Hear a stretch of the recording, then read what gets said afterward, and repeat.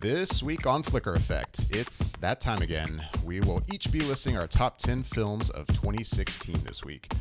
We'll also be talking about films that disappointed us last year and our favorite movie moments.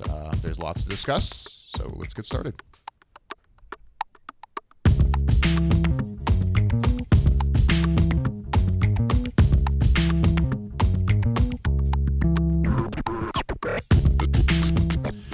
Hello and welcome everybody to Flicker Effect, episode number 200.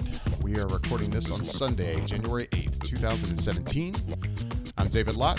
Joining me this week is Bobby Jackson. Hello. Yasha Wilson. Hey. And Michelle Curry. Hi, everybody. Just a reminder, this podcast is available on iTunes, Google Play Music, and the iHeartRadio app.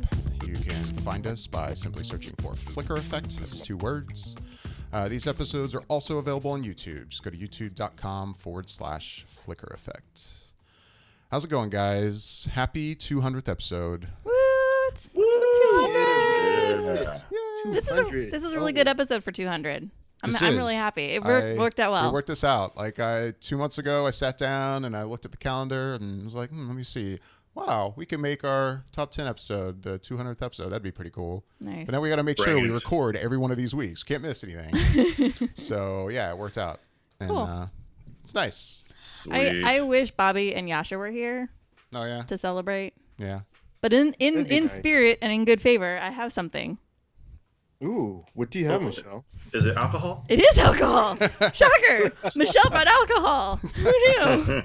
So, Shout out to the drink. Oh, I just heard the pop. Yes, the pop of champagne. She has Yep. champagne sitting here. Oh, Michelle, you're having champagne. I got some sparkling it. wine. What, son? David and I are celebrating. This is how we roll. Bringing in the episode 200 in the proper way. Yes. Damn it. I try. I do what I can.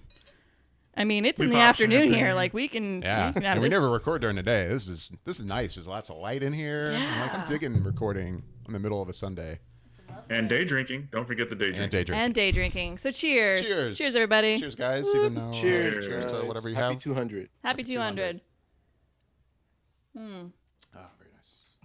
That is good. Would you like some orange juice, or are you just gonna have it straight up? I'll just drink it like that. It's fine. Okay, you're your champ. Well, I can pour more if you want. All right. If I need a refill, I'll let you know. Alrighty.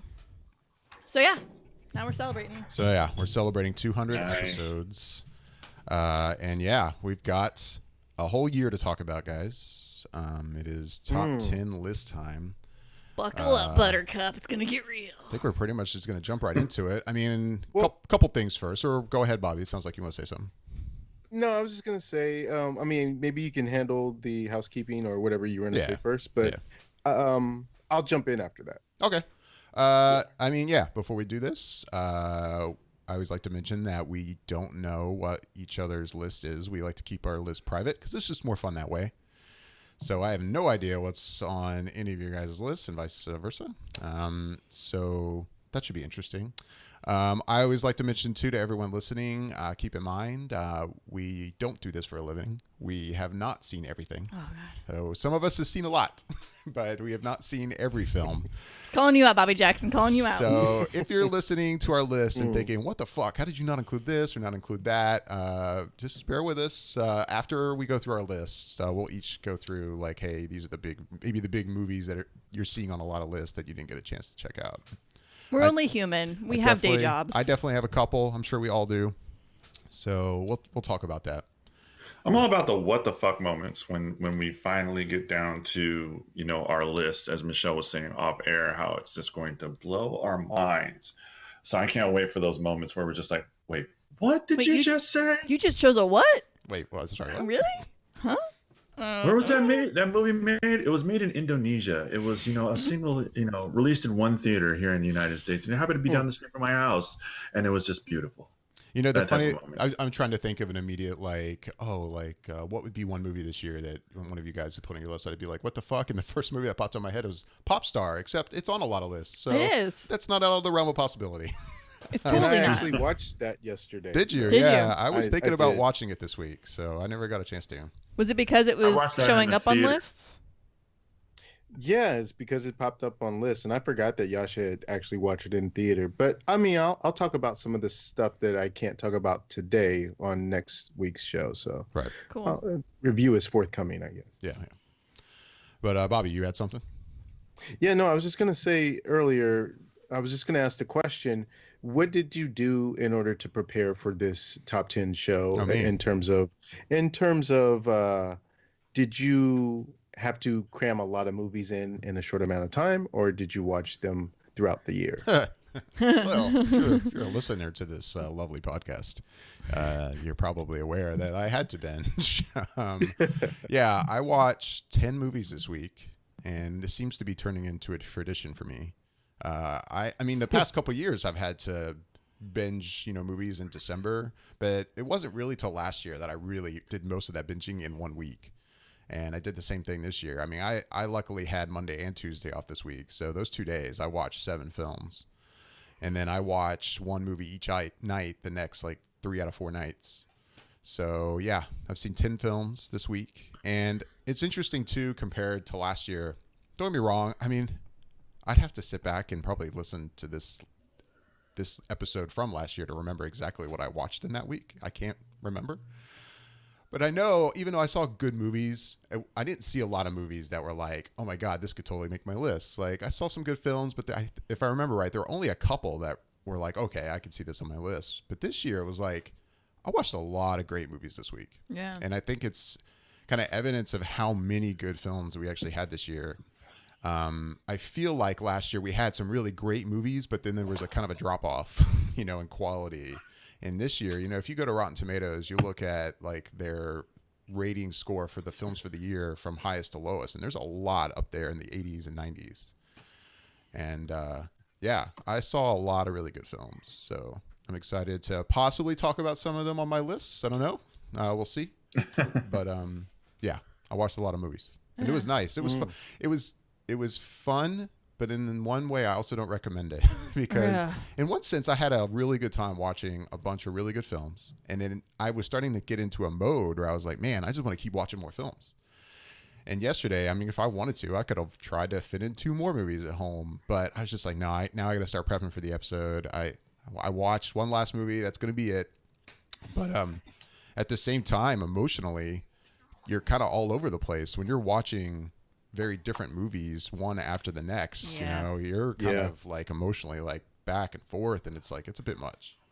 I found myself exhausted at the end of this week. I was kind of like, I can't do. I'm good, and we're gonna call it good. I saw my last movie Friday night, and afterwards I was like, okay, it is what it is at this point. I can't watch anymore because emotionally I can't keep going up and down and be pulled in this direction and be pulled in that direction. I was like, I'm spent this week. I feel like I've been very just all over the board. Yeah. What were you gonna say, Bobby? No, I was kind of going to echo your sentiments because my big thing that I did was I had Friday off, so I decided to do a little bit of a marathon of movies. And in order for me to see all the movies I wanted to see, I had to go to 3 different theaters. Luckily, 2 of them were pretty much across the street from each other, so I didn't have far to travel for a couple of them. But I ended up going in and watching my first movie at 11:50 a.m. and then I was leaving from the parking lot of my last movie at 12:20 a.m. So I saw about 5 movies in that day, and Jesus. yeah, the emotions were all over the place because of the movies that I watched, and some might actually end up on the list, and some may not. But yeah, we will be getting to that shortly. Sweet. All right. Well, if you guys don't have anything else, I say we do it. Bring it. Let's do it. As always, we consult a higher power for the order that we'll be doing this in. I will be consulting the Bowl of Destiny. The Bowl of Destiny. Yes. So let's do this. I'm not looking at the bowl, Michelle. You never do. I'm just saying. Have I ever accused you of looking in the bowl? I'm tilting it away from me. No, you've never watched that. But I'm just saying you're my witness. Oh, well, that and the camera. But yeah, it's cool. And there's a camera today. So here we go. It's cool. It's going to be me, so I'm not worried about it. All right, you ready to be Let's do you? this. It's totally going to be me again. Yasha. Oh, son of a bitch! This is new and interesting. The Bull has never chosen. Bull's Yasha like, it's a first. new year. Let's fuck with things. I feel like actually the last few times the Bulls come out, the Bull has been favoring Yasha. Yeah. Yay! All right, Yasha. That sucks. So Now you got to collect your thoughts. Yeah. So you want me to start on 10 and just go down to 1? No. You're just gonna give your 10th, and then. Okay, just my 10. Yeah, we'll each give our 10. We'll each give our 9. We'll constantly go around the table. Well, this is gonna take like 5 hours, so don't one at a time. So Yasha, your number 10 film of 2016. My number 10 film of 2016. I would like to throw out The Jungle Book. Whoa! Nice. Hey, cool. Yeah. It's a good pick. Good pick. It is a good one. I mean, to sum it up, briefly, I thought it was a really fun movie, and the special effects were just fantastic. And I thought it really revisited the childhood, and it was a little bit dark, but a little bit light, and I enjoyed it. So that definitely made the list. The special effects were amazing. Maybe it was all the special effects, but it definitely got me. Nice. That's one I definitely did not see, unfortunately. Yeah. Been wanting to check it out. It's on. Dude, it's on Netflix right now. I could totally watch it without paying for it. Yeah, no, we need to do this. I mean, it wasn't on my list on to watch it this week, like in my binge. But I mean, I've heard great things about it. So cool. Your number 10 is Jungle Book. That's right. Oh, all right. Back to the bowl. Yeah. That's right. We got an order to figure out here. Yeah. That's We're still going through the We're order. not there yet. All right. Bobby Jackson. All right. Bobby Jackson. Yes, sir. My number 10 is Zootopia. Very nice. Cool. And with Zootopia, this movie, it's just surprised me at how good it ended up being, because the first thing that we saw from this movie was the trailer, and it had the sloth and how it took him forever working at the DMV, which was the end joke of the fact that it's at the DMV and the sloth is running it, or sloths. And so it was very humorous from the get-go. And then when you actually see the movie, and it has a lot of layers to it in terms of just not just being for kids, but for adults as well. And it has a message in terms of being different and not being stuck in a box just because you're expected to do one certain sort of thing, that you can branch out and do other things. And within that whole aspect of that message, there's also a good mystery involved with what these animals are going through, because they're police officers and there's a case to be solved. And so all of that is all mixed in together. And I thought they blended it really, really well. And for me, Disney has really been stepping up their game in terms of making quality animated films that can rival Pixar within their own company. So I really thought that they did such a good job with it, and Zootopia is my number 10 pick. Very cool. Number 10, Zootopia. Sweet. All right. Disney's pulling it in already, man. Yeah. All right, back to the bowl. Me. Shelly gets to go last. All right. Yeah, my number 10 film of the week, or of the year, sorry, was a movie that part of me almost, in one sense, I almost felt like, man, I can't believe I'm putting this on my list, but I can't deny how the experience I had when I watched this, and that was The Invitation. This was a movie you haven't heard me talk about on the show before. I saw it this week. It was an interesting experience in that I knew nothing about it going into it. I hadn't seen a trailer. I made a point not to see a trailer. And that really never happens for me. I mean, I watch a lot of trailers. I think we all do for the most part. I never really get to have that experience. I mean, I'm going to sit down and watch a film that just like I know nothing about. I mean, I saw like the really quick, I think, Netflix, description, like the first line of it, about it's a guy going to a dinner party at his ex-wife's house, and you could tell like there's something mysterious going on, and that's really all I knew. And I thought the film did an incredibly good job at just building tension and kind of pulling you back and forth constantly of like, well, maybe this is going on, but no, maybe this is going on. And I tried as I was watching it to not do too much like prediction in my head.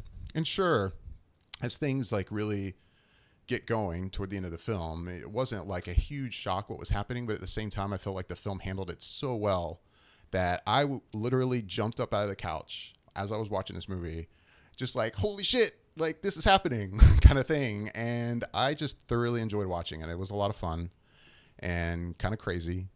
And it's interesting too how many people I've talked to since I've seen it who are like, yeah, I had the same experience. I saw it without really knowing anything, and holy shit. Like, and the only reason I ended up watching it this week is I started to see it pop up on top 10 lists, and I was like, huh, what's this? And it's on Netflix. I don't have to pay anything extra to watch this. I'll check it out. And yeah, I'm really glad I did. So The Invitation's my number 10 film. Wow. Yeah, I did get a chance to see that one, and I pretty much just echo your thoughts. It's a pretty crazy movie. And for me, the thing that stood out, obviously throughout all the insanity, was the last shot, so to speak, or the last scene. When I can't really say. Let's not give it away. Yeah. No, trust me. No spoilers. I know not to say things. But I was just gonna say, when there's a scene towards the end and before the final shot, there's something else that happens that is pretty much a wow moment, because it's insane. But that's all I'll say. So yeah, that's my number 10.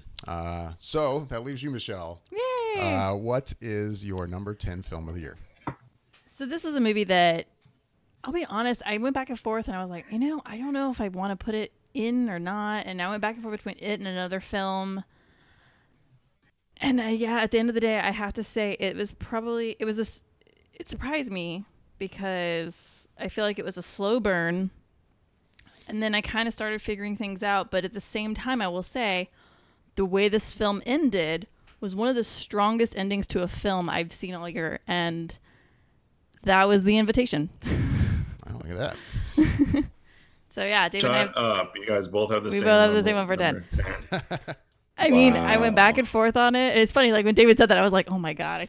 I was like, Jesus. I was sitting here and I was like trying not to have a reaction. And I'm like, don't have a reaction to it. Yeah. So The Invitation, I also watched it this week. And while I feel like there were some things that in a way were slightly predictable, at the same time, like I feel like I keep seeing movies and I keep like enjoying them, and then all of a sudden in the last 25 minutes of the film, it just drops off for me, and I'm like, what the hell? It was doing so well, and then it just drops. And I feel like the endings lately have not been super strong. Right. And this one, it's a slow burn up until the last 25 minutes. And then it's like, oh my God, this is really good. Like, it's done really well. And it's some of the strongest ending to a film I've seen in a while. And so, yeah, it had to happen. And like you, like I didn't watch a trailer. I didn't read anything. Like I just was like, yep, it just kept seeing it on people's lists. And I was like, well, what the hell? Let's try this out. So yeah, The Invitation. And yeah, I want to say too, I was going to say when I just talked about it, to anybody listening who hasn't seen that movie and you're like, you know what, maybe I want to check it out, I would highly recommend personally not watching that trailer, because I did watch it afterwards out of curiosity. And I mean, sure, the trailer isn't really telling you a lot, but it is showing shots in it that if you had seen it, especially like maybe right before you watched the movie, I feel like you'd be watching the movie expecting certain things to go down, that I had no idea since I hadn't seen it. So, I mean, my recommendation, if you have any interest in it, just go watch it. It's on Netflix. Yeah. If you already have a subscription, it's basically free. So I say no trailer. Yeah, it's a suspenseful thriller kind of thing. And you don't watch the trailer. Just don't. Just watch it. Just go to Netflix, put it on, and go. Cool. All right. Moving on to number 9. Yasha, your number 9 film of the year. My number 9 film of the year is something that I found, you know what? I'm just going to say it. It's Zootopia. I mean, I can sit there and echo everything that Bobby just said, but I couldn't agree with him more. Disney has really done a great job implementing a lot of social aspects, I think, to this film. And it was funny, it was light, but it also delivered a really good message. And I thought it was fantastic. So it goes one up above, number 10 for me, and it lands at number 9. I thought it was fantastic. I watched it again for the second time the other day from start to finish, and just still enjoyed everything about it. All the jokes still land. It was very funny. It was very quick. It was clever. I just thought it was a great movie. Very cool. I feel like recently I've been walking into David's house and that seems to be always on. Like, yeah. I've watched this movie in like shots, and I'm like, damn it, I need to just sit down and watch this film, because I keep seeing like scenes here and there. Like I walk into different aspects of the film. It's just hilarious. Yep. That has been on a lot lately. Though lately the big film has been Secret Life of Pets. That's been on a lot. Oh, yeah. But I haven't seen that one yet, but yeah, I want to. Zootopia definitely still pops up for the kids. Sounds like you're kind of tired of it. I know, a little bit. Oh no, I mean I like Zootopia. I'll say right now it's not on my list. I enjoyed Zootopia a lot. I think I said when I talked about it on the show that I knew that I could tell I didn't quite enjoy it as much as you did, Bobby, or you, Yasha. But it's a very good film, and I highly recommend it to anyone who hasn't seen it. But yeah, you watch anything multiple times, and you start to go, can we move on to something new? But, I feel like you're just kind of like, the reason it's not on my list is because my goddamn kids want to watch it all the goddamn time. You're just like a second away from snapping and just losing your mind. Yeah. It's like everywhere I turn, it's Zootopia. Fucking Zootopia everywhere I go. And I said last year, I think it was last year, right? That Inside Out did not make my list. Yeah. And I had said how, unfortunately, the way I really experienced that was in pieces, basically like what you were just saying, Michelle, with Zootopia. And it didn't make my list. And I have definitely sat down and watched it from beginning to the end since then a couple times. And it saddens me that I hadn't put it on my list. That is a remarkably good film. Yeah. It's insanely emotional. And if I had definitely just seen that for the first time, sat down and watched it like I do every other movie, there's no doubt Inside Out would have been on my list last year. But unfortunately didn't make it just because of how I ended up seeing it. Right. So anyway. Disney, keeping it strong. Yep. All right, so Zootopia Disney for Yasha is your number 9, Yasha. Bobby, your number 9 film of the year. My number 9 is Arrival. Everything you're doing there, I have to explain to a room full of men whose first and last question is how can this be used against us? Kangaroo. What is that? In 1770, Captain James Cook's ship ran aground off the coast of Australia, and he led a party into the country, and they met the Aboriginal people. One of the sailors pointed at the animals that hop around and put their babies in their pouch, and he asked what they were, and the Aborigines said, kangaroo. It wasn't until later that they learned that kangaroo means I don't understand. I can sell that for now. Fair. And remember what happened to the Aborigines? A more advanced race nearly wiped them out.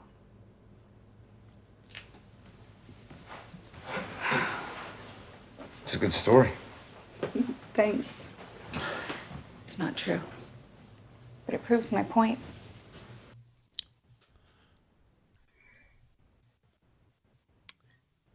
So, this movie, directed by Denis Villeneuve, right? Yeah, Denis Villeneuve. Got it that time. It's such a beautifully directed film, and the cinematography in it is just awesome as well. And even just down to something as simple as, well, I shouldn't say simple, but as well crafted as the design of the aliens is also intriguing because it's something that you're not used to seeing. So I think that what really drove me into this movie was that it's an alien movie, a sci-fi movie, but more of a quiet nature and not bombastic and filled with intergalactic warfare or anything of that nature. And not that there's anything wrong with that, but that does tend to be the fare that we get a lot of time these days. And this was more along the lines of Close Encounters of the Third Kind, where it's just more of the story and the individuals that are driving the story as well in coordination or conjunction with the aliens. And I just thought it was all handled so well. And the screenplay by Eric, I think its last name is Hesserer, was just so well done. And I think I need more of these type of alien sci-fi movies in the future as well, to balance out the ones that are ones where it's like the world is in peril and everything's going to get destroyed. So just a really, really beautiful film, and I just enjoyed it immensely. And that's my number 9, Arrival. Very cool. All right, I guess that means I'm next again. My number 9 film is another film I watched this week that I have not talked about on this show. Michelle, you look relieved. I was going to say, I mean, if we have the same list going, this is going to be sad. But we don't. It's officially changed now. It is changed now. Yeah. My number 9 film is A Bigger Splash. This is a movie that, I guess, to be technical, it actually did get a release in other parts of the world in 2015, but it didn't come to the U.S. till 2016, so I'm including it on my list. Hey, and it's on a lot of other lists. Yeah. So it's not just like, no, it's legit. Yeah. No. This is one of those films that when it ended, there's a part of me that's like, I feel like the plot kind of almost doesn't warrant it being on my list, but at the same time, I can't help to say that I really enjoyed watching it. The performances are super strong. And yeah, the drama in it is a bit soapy, but at the same time, it's just so well handled and so well shot. And it just looks beautiful. I love the cinematography in it. It's got a lot of great music in it.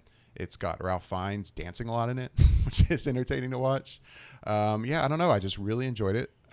So A Bigger Splash. It's got Tilda Swinton, Ralph Fiennes, Dakota Johnson, are some of the names you would recognize in the film. And I just thought it was really strong and really enjoyed the movie. So that's my number 9 film. Has anybody else seen it here? Nobody? I watched it a little bit. You watched some of it. I hadn't even heard of it, actually. Oh, really? Oh, I recommend it. So it. that's 2 movies now, David, that you have officially done that I have not heard of, thus, reinforcing my statement before we came on air. Oh, Yasha. More culture. Well, I recommend it. I really enjoyed the film. I picked it this week because I saw it on a couple lists, and I was like, and I'd seen a little bit of footage, which I was like, that looks interesting to me. I want to check this out. And yeah, I'm glad I did. I liked it. All right, Michelle, your number 9 film of the year. My number 9. This is where you guys are going to be like, really, Michelle? But my number 9 is, and I'm surprised I even put this in the list, The Nice Guys. Oh, okay. I know. And it's not like it's, here's the thing about The Nice Guys. It's not like it's this, like, it's not going to get any awards for absolutely anything, honestly, this season. It's just not happening. But I really enjoyed it. I had a lot of fun with it. I feel like it was one of these films that, as I was watching it, like, even though it's a fairly long movie, I'm like, I can watch more of this. Like, I really liked the Ryan Gosling, Russell Crowe team. I don't know what it was about it. I think their chemistry just worked really well. And it's not like Russell Crowe did anything amazing, but Ryan Gosling in a more comedic role, and especially the character he was playing was, it was just a little bit different, and I liked that, and I thought the story was kind of, it was, I can't say it was original, but at the same time it kind of was original, and it just, I don't know, everything just worked for me. The story, the way this pacing, the way the story plays out, like just all of it, like just the homage to 70s LA and to kind of like cop buddy TV show. I don't know, like it just kind of gave me the warm fuzzies, and I really enjoyed it, and I'm surprised that I enjoyed it as much as I did, but damn it, I did. It's in there. It's number 9. Nice I wouldn't think you would be crazy to pick that. Like, I've seen it pop up on lists, and no, yeah. No, I don't think you're crazy at all, Michelle. You'll think I'm crazy when you hear the rest of my list. So okay. So yeah. Cool. You're number 9, The Nice Guys. Moving on to number 8, Yasha. Number 8.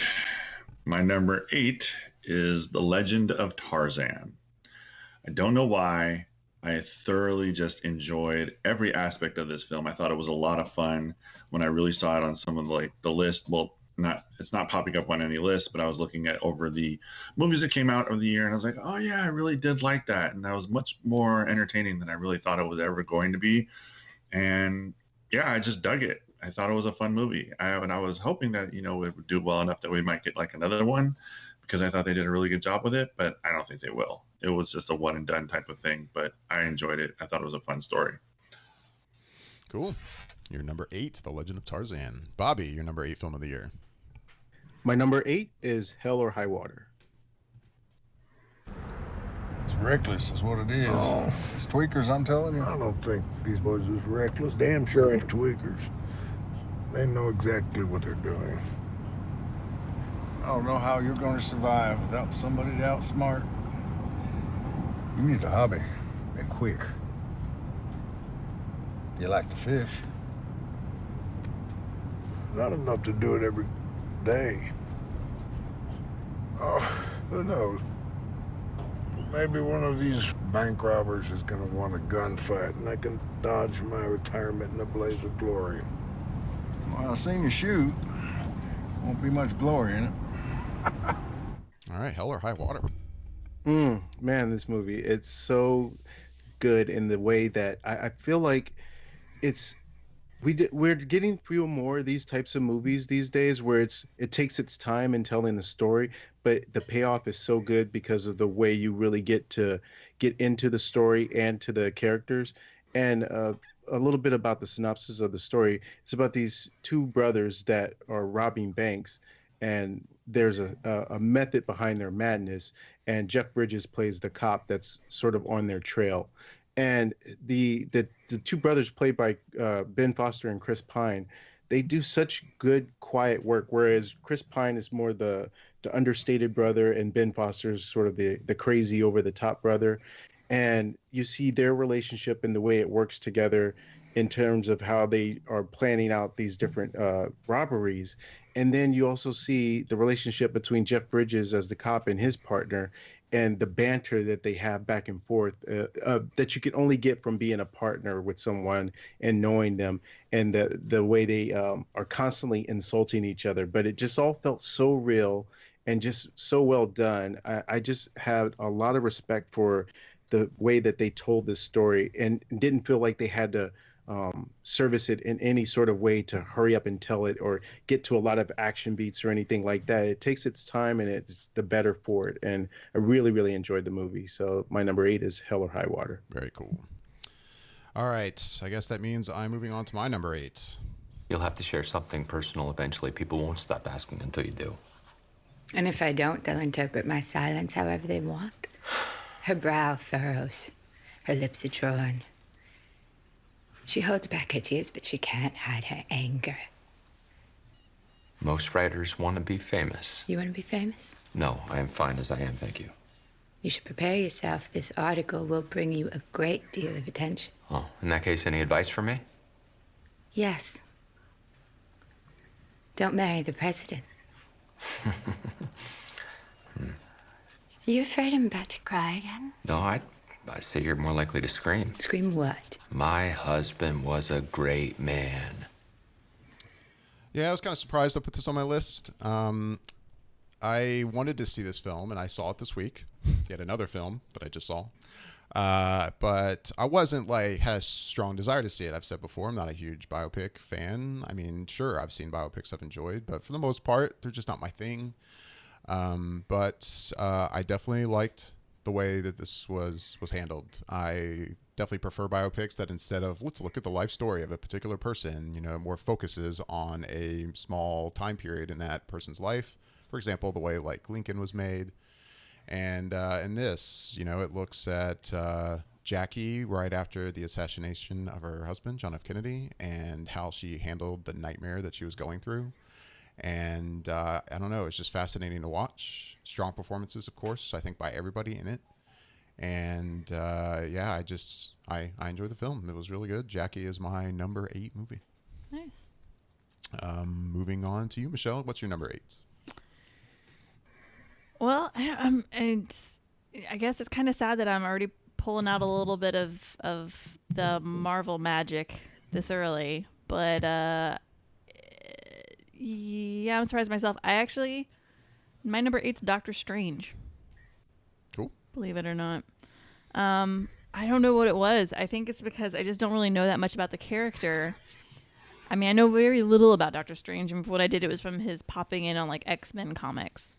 So going into this film, it was kind of like in the way I went into Guardians of the Galaxy. I knew nothing about this character, really. It was just fresh and new for me, and I thought that the whole thing from beginning to end told the opening chapter of the Doctor Strange in a really great way. And I feel like the special effects were quite spectacular, and I feel like it was just a nice departure from some of the traditional things we're seeing with Marvel. It kind of encapsulated just different ideas in certain ways, and I don't know, it did it for me this season. It's actually the only, I'll go admit, it's the only Marvel film on my list, my top 10 list. But yeah, Doctor Strange surprised me that I liked it as much as I did, and I'm eagerly awaiting the moment I can buy it and have it as Blu-ray, because I really want to watch it again. So you can watch it over and over. I can watch it over and over. But nice. Yeah, Doctor Strange, people, go see it if you haven't. Cool. Doctor Strange, your number 8. Yeah. Yasha, moving on to number 7. What's your number 7 film? This is where the what the fuck moment comes in. My number 7 was Sausage Party. Nice. I love it. And I don't know why, but I find myself quoting this movie with my friends, and I have seen it, I think twice. Yeah, probably twice. And I'm still laughing at the lunacy and the idiocracy and everything that you could possibly think of that's coming from this movie that is just stupid, that you would expect from a Seth Rogen film. And you know what? It still makes me laugh. I think just because it goes that distance of just entering this whole world that, you know, this imaginary world, and then takes it on a whole nother level of inappropriateness. Now, I'm not saying that the ending, like, if you haven't seen the movie, I'm not going to spoil it for you, but it probably didn't need to go that far. But for the most part, I thought the movie was hilarious.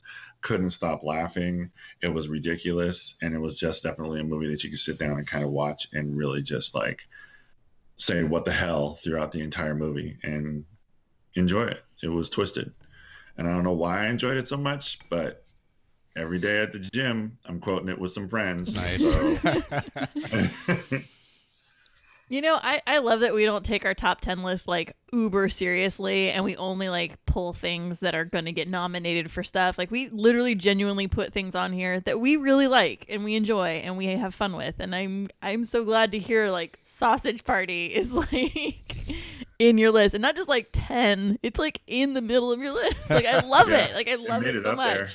I love it. And it almost made it higher too. Like, I was just like, oh, there's some other stuff that I actually liked a little bit more than that, but that for whatever reason, like, I'm not taking this seriously. Like, I mean, the movie just was ridiculous. It was ridiculous and it was funny and I enjoyed it. So I was just like, you know what? I'm putting that on there. It's got to be my number 7. I'm going all out with the what the fuck moments. I'm telling you. Nice.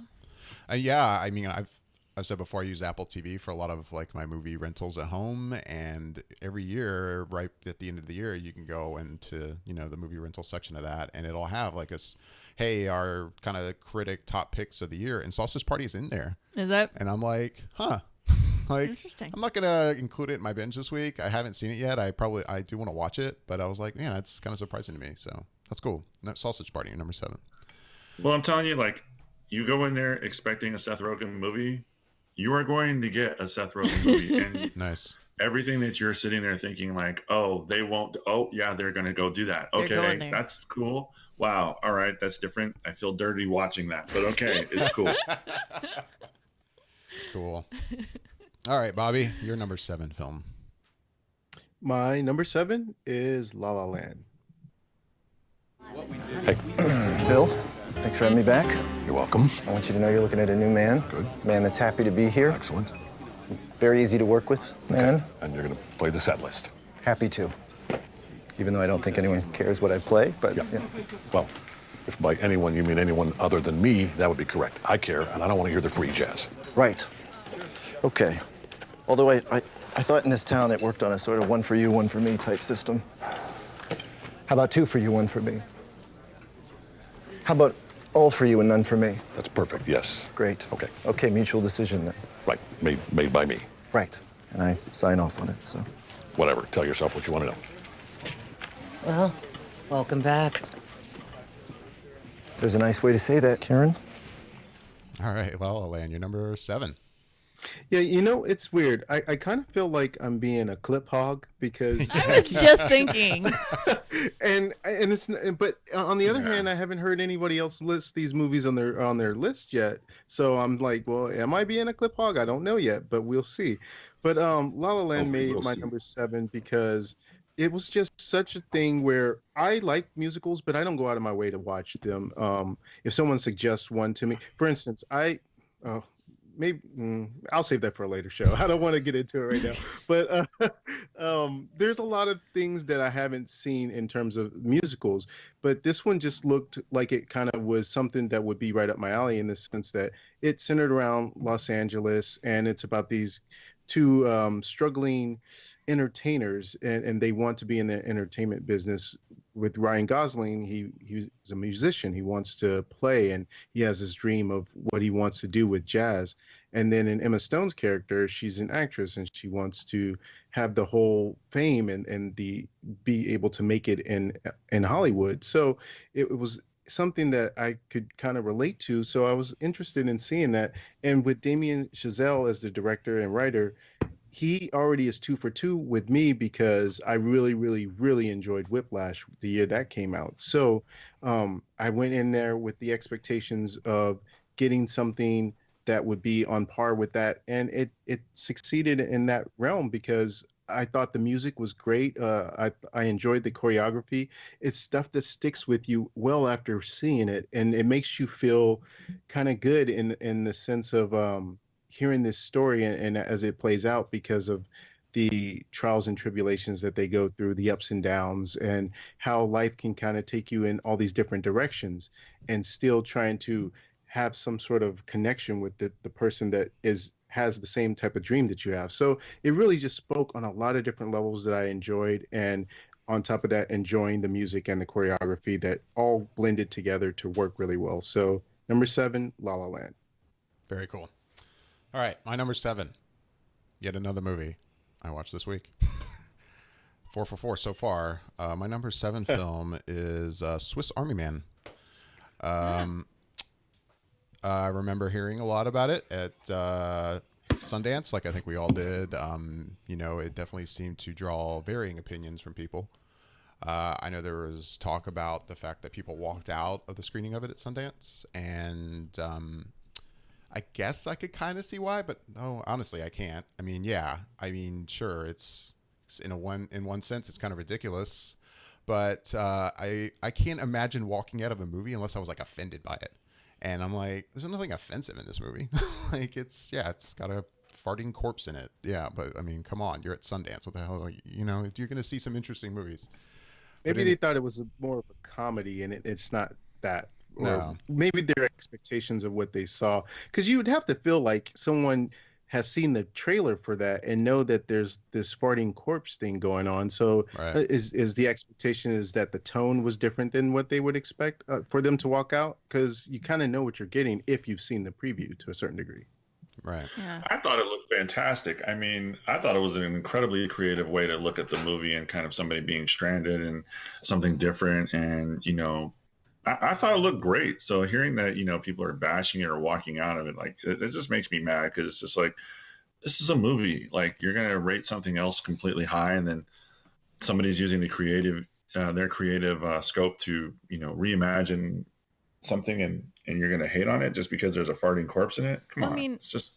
Yeah, it's weird. It premiered at Sundance, so nobody really knew what they were walking into, I wouldn't think, that much. But I will say it's quirky, and it's not offensive at all. It's just that I feel like if you are not open to that realm of imagination, you would be like, I can't. I'm done. I'm out. This just isn't right my thing. And so I get why, I mean, I've seen it. I get why people at Sundance would have walked out of it. But at the same time, the people that stayed, from what I understand, cheered. Like, they loved it. Like, Right. people that didn't walk out of that film loved it. So it's definitely been drawing opinions on Yeah. complete opposite sides, and I'm definitely on the positive side. I really enjoyed it. It's not afraid to be original. I love seeing movies that just strive to be different, and this does that very, very well.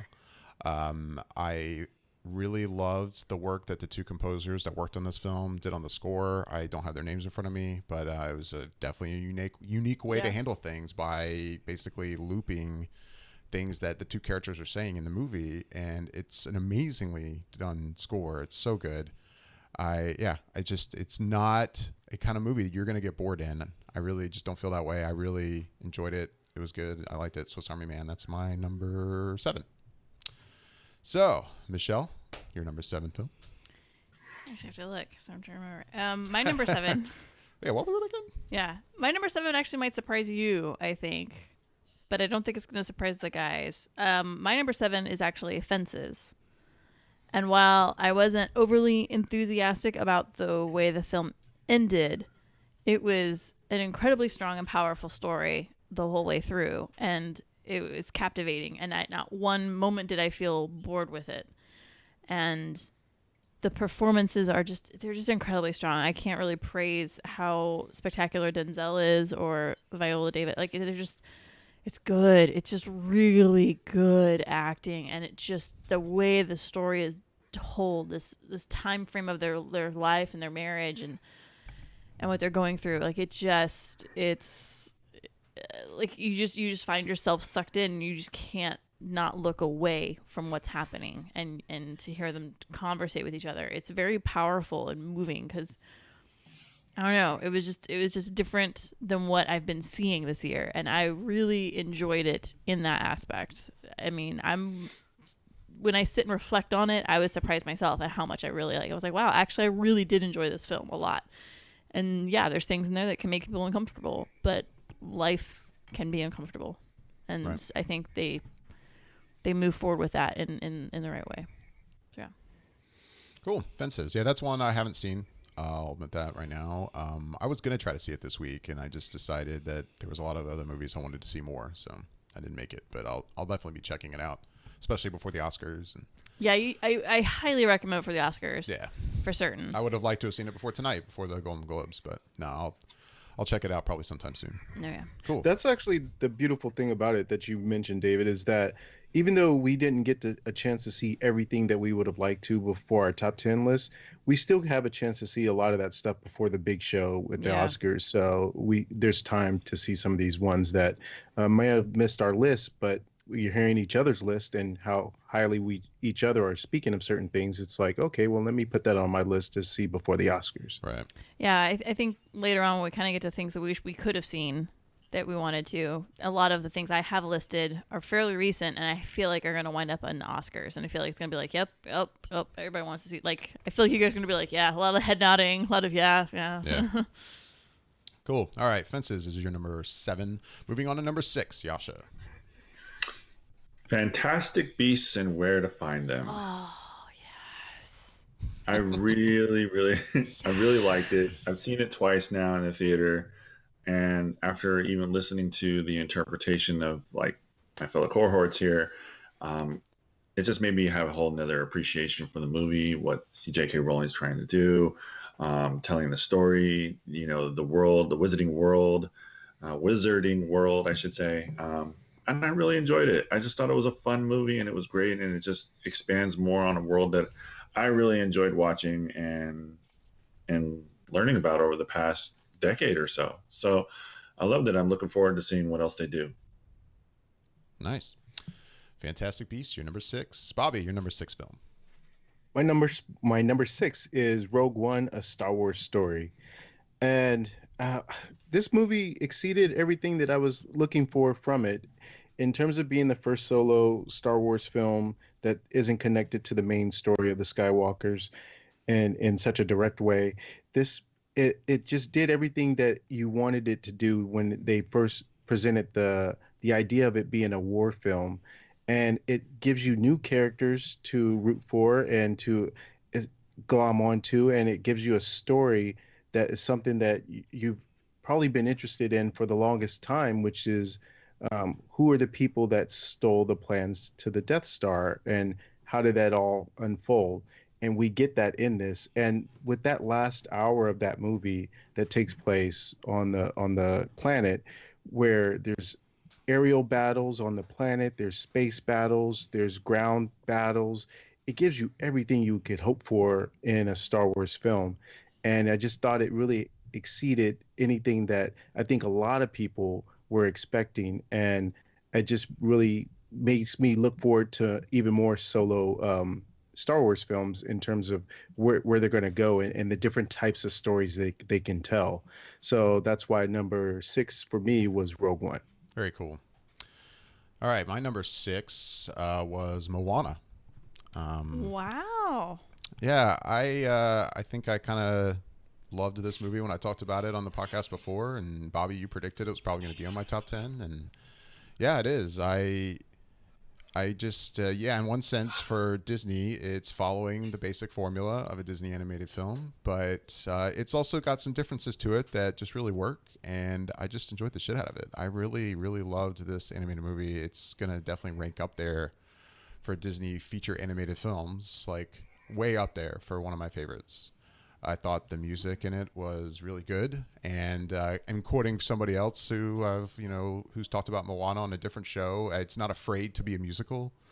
There's some animated movies, like Frozen's a good example, where you got a lot of great music in it, but it's all like right at the beginning of the film, and then it just kind of stops, and there's not really any more music in the film. And this, you've got songs kind of spread throughout the movie, and it's kind of nice. And if I had a complaint, I actually could have used a couple more songs, and it would have been great because the music is so good. I really liked Moana. A lot of great performances in it. The girl that played the lead, I believe her name was Auli'i Cravalho. This is her first film doing any voice or acting work, and she does a great job in it. Dwayne Johnson, who's in the film, this guy's proving again and again, this guy is a well-rounded entertainer. I mean, he is singing in this movie, and don't get me wrong, he's not going to go out and start singing opera, but this guy can hold his own. Like, he's pretty amazing. And I just really enjoyed Moana a lot. So that is my number, what are we at? 6? Number 6 film of the year. All right, Michelle, what's your number 6? My number 6 is something I watched this week, and I'm really glad that I watched this week because it was kind of one of those I was teetering back and forth on not seeing, and it was awesome. So my number 6 is Lion. Saru, you need to face reality. What do you mean, reality? Do you have any idea what it's like knowing my real brother and mother spent every day of their lives looking for me? Huh? How every day my real brother screams my name. Can you imagine the pain they must be in not knowing where I am? Huh? 25 years, Luce. 25! Why didn't you tell me that was happening for you? We swung about in our privileged lives. It makes me sick. I have to find home. They need to know I'm okay. So Lion. It was one that I was really curious about seeing, and I'm very happy I saw this film. I think it's just a good story from beginning to finish. And I mean, the only negative I have is that slightly towards the end, the pacing gets a little bit slow, but overall as a whole, when I look at this film, it's captivating. You cannot not look away from this film. It's shot very beautifully, even though I saw it and it wasn't the best movie going experience. You can tell still, like, this just the way it was choreographed, and just everything is done with intention. You're seeing everything very specifically, and the way the story unfolds for Saru and this boy on this horrific journey that he's being shoved into to deal with, and then as he becomes an adult, realizing how important this idea of home is, how important this idea of family and knowing who you are at your core is so important to him. And then seeing it all play out, I thought was just spectacular.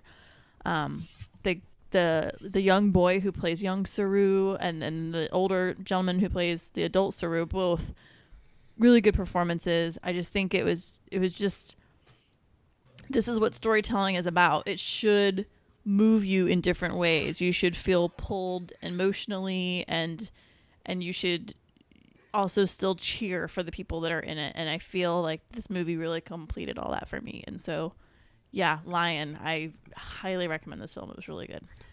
Yeah, I saw Lion as well. I'll say it's not on my list, but it is in my honorable mentions. I enjoyed the film quite a bit too, and especially, being the father of a almost 5-year-old, like watching that first 45 minutes to an hour was difficult. Like watching this kid get lost in a country like India, where that he's not getting reunited, and it's heartbreaking to watch and difficult to watch. And it was a really great film. I had the same problems with you with it when it turns to the second half. Maybe I feel like it bothered me a little more so with. I feel like the second half got a little weak, but yeah, it's a great movie and cool. It's good to see it on your list. It finishes strong, I think. Yeah, it does. So. And yeah, just the fact that this is a true story. Yeah, no, totally. Like is crazy to imagine. I didn't know it was a true story. Shit. It is. It's not even like based on a true story. This is a true story. Like, right. Yeah. I mean, as always, they tell you in the credits, like, hey, we tweaked this or changed the name of this or this town or whatever. But for the most part, it seems like they followed the story as the main character was very involved in the film. Right. So, yeah. So I'm curious because I was just thinking about this earlier, David, when you were talking about one of your picks. And when do you draw the distinction between based on a true story and a biopic? I don't know. I feel like a biopic kind of goes in very specifically, like we're going to talk about this person, where like talk about this person's life or talk about this moment in this person's life. Whereas, kind of with this, I don't know, it's more the story. I would feel like a biopic is usually reserved for someone who is a large name, like a celebrity of sorts. You know, someone that everyone knows. I mean, and I feel like in this case, we're telling the story of someone that a lot of people will have no idea. I've never heard of this before. So I guess that's where I would draw the line, or at least that's where it seems to me the line is always drawn. I don't know if I'll agree to that. I don't know. Yeah, that makes sense. You should call this a biopic or not. I don't guess that really matters, but I don't know. Does that make sense? Yeah, it does. Cool. All right, so yeah, your number 6, Michelle, was Lion. Moving back to Yasha for number 5. We're to our top 5 now. What's your number 5 film of the year, Yasha? My number 5, Rogue One. And, honestly, for a while I had it rated a little bit higher. But I put it at number 5. And the reason why I put it so high, and the one reason I was going to go higher, was the last 30 minutes of the movie made it for me. Like the last 30 minutes of that movie just, nailed it. And the last 5 minutes really killed it for me. So I was just stoked on everything that I was watching from the last 30 minutes of the film. And not to say that I was a huge fan of the entire movie, because I wasn't, but I did enjoy the movie enough to put it at number 5. Very cool. Rogue One, number 5. Bobby, your number 5 film? Yeah, my number 5 film was something I talked about at the time when it came out. And so I knew it was going to go on my list and pretty high. So my number 5 is Hacksaw Ridge. And it's a movie that was directed by Mel Gibson and stars Andrew Garfield. And it's about this soldier that refused to carry a weapon into battle because he chose to have sort of a pacifist view, whereas he just wanted to help people and that were on the battlefield as a medic to be able to essentially be someone that he felt that was being true to himself and didn't want to have to kill anyone, but wanted to be able to save people. And again, this is based off of a true story. So it was something that as you're watching it, you're just sitting there in awe of the different things that this guy went through in terms of just being able to have the right to be able to go onto the battlefield without a weapon.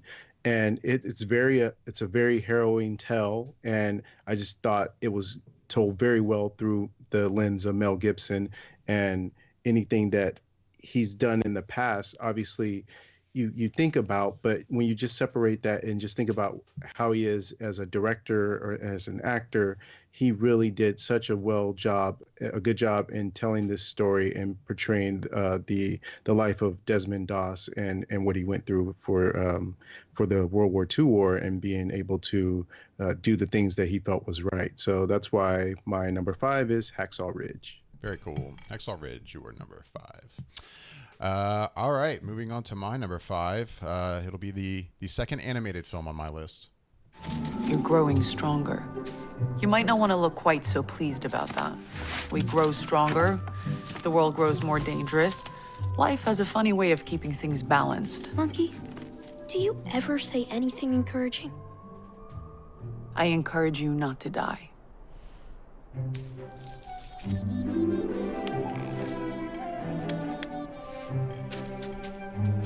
I encourage you not to die. Yeah, Kubo and the Two Strings from Laika was a joy to watch. I enjoyed it quite a bit. Another movie I just saw this week. And so what is that now? Like I've done 6 movies and 5 of them are movies I just saw this week. Yeah, Kubo and the Two Strings. I'm embarrassed to say that as someone who does love stop motion animation, like I have not seen every Laika film. In fact, the only other one I have seen is Paranorman. Really? Yeah. And like Coraline? Nope, never saw it. I know. Oh. I know. And they're just I don't have an excuse. Like, I really wish I have been seeing them. But with Kubo, you know, it does seem like it's getting, at least critically, a bit more attention than a lot of their other films. And yeah, I'm really glad I watched this movie this week. It's just really great, well-rounded film. The animation is stellar. And if you have seen some of these videos that are out there on YouTube, and at the end of the movie when they show you a little bit of them actually doing some of the animation, it's incredible. It's incredible to watch. Yeah. And yeah, Kubo and the Two Strings, I highly, highly recommend it. I really liked it a lot. So yeah, that is my number 5 film of the year. I really wanted to see that too, so that's good to hear. Yeah, you definitely should see it. I remember talking about it at the time, and just the artistry, the things that go into making one of those stop motion films is amazing, and the fact that they're ever able to get it made is a testament in and of itself. And for it to actually be good, it's a feat, you know, and it should get recognized for the work that they put into it. And didn't make my top 10, but it's an honorable mention for me as well. And you know, I sit here and marvel at David's list, and I'm interested. I'm so curious that if you had not had this week to see these movies, what my list would have been like. Oh my gosh, I know, right? It would have been laughable. Wow. Yeah. Yeah. So, Michelle, your number 5 film of the year. My middle of the road pick is is Moonlight. Is what? What happened? Huh? What happened, Chiron? Why you didn't come home like you're supposed to? Huh? And who is you? Nobody. I found him yesterday. Found him in a hole on 15. Yeah, that one. Some boys chased him in the cut. He scared more than anything. He wouldn't tell me where he lived till this morning. Well, thanks for seeing to him.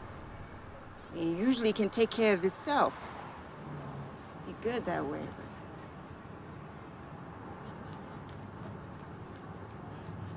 but... Little man.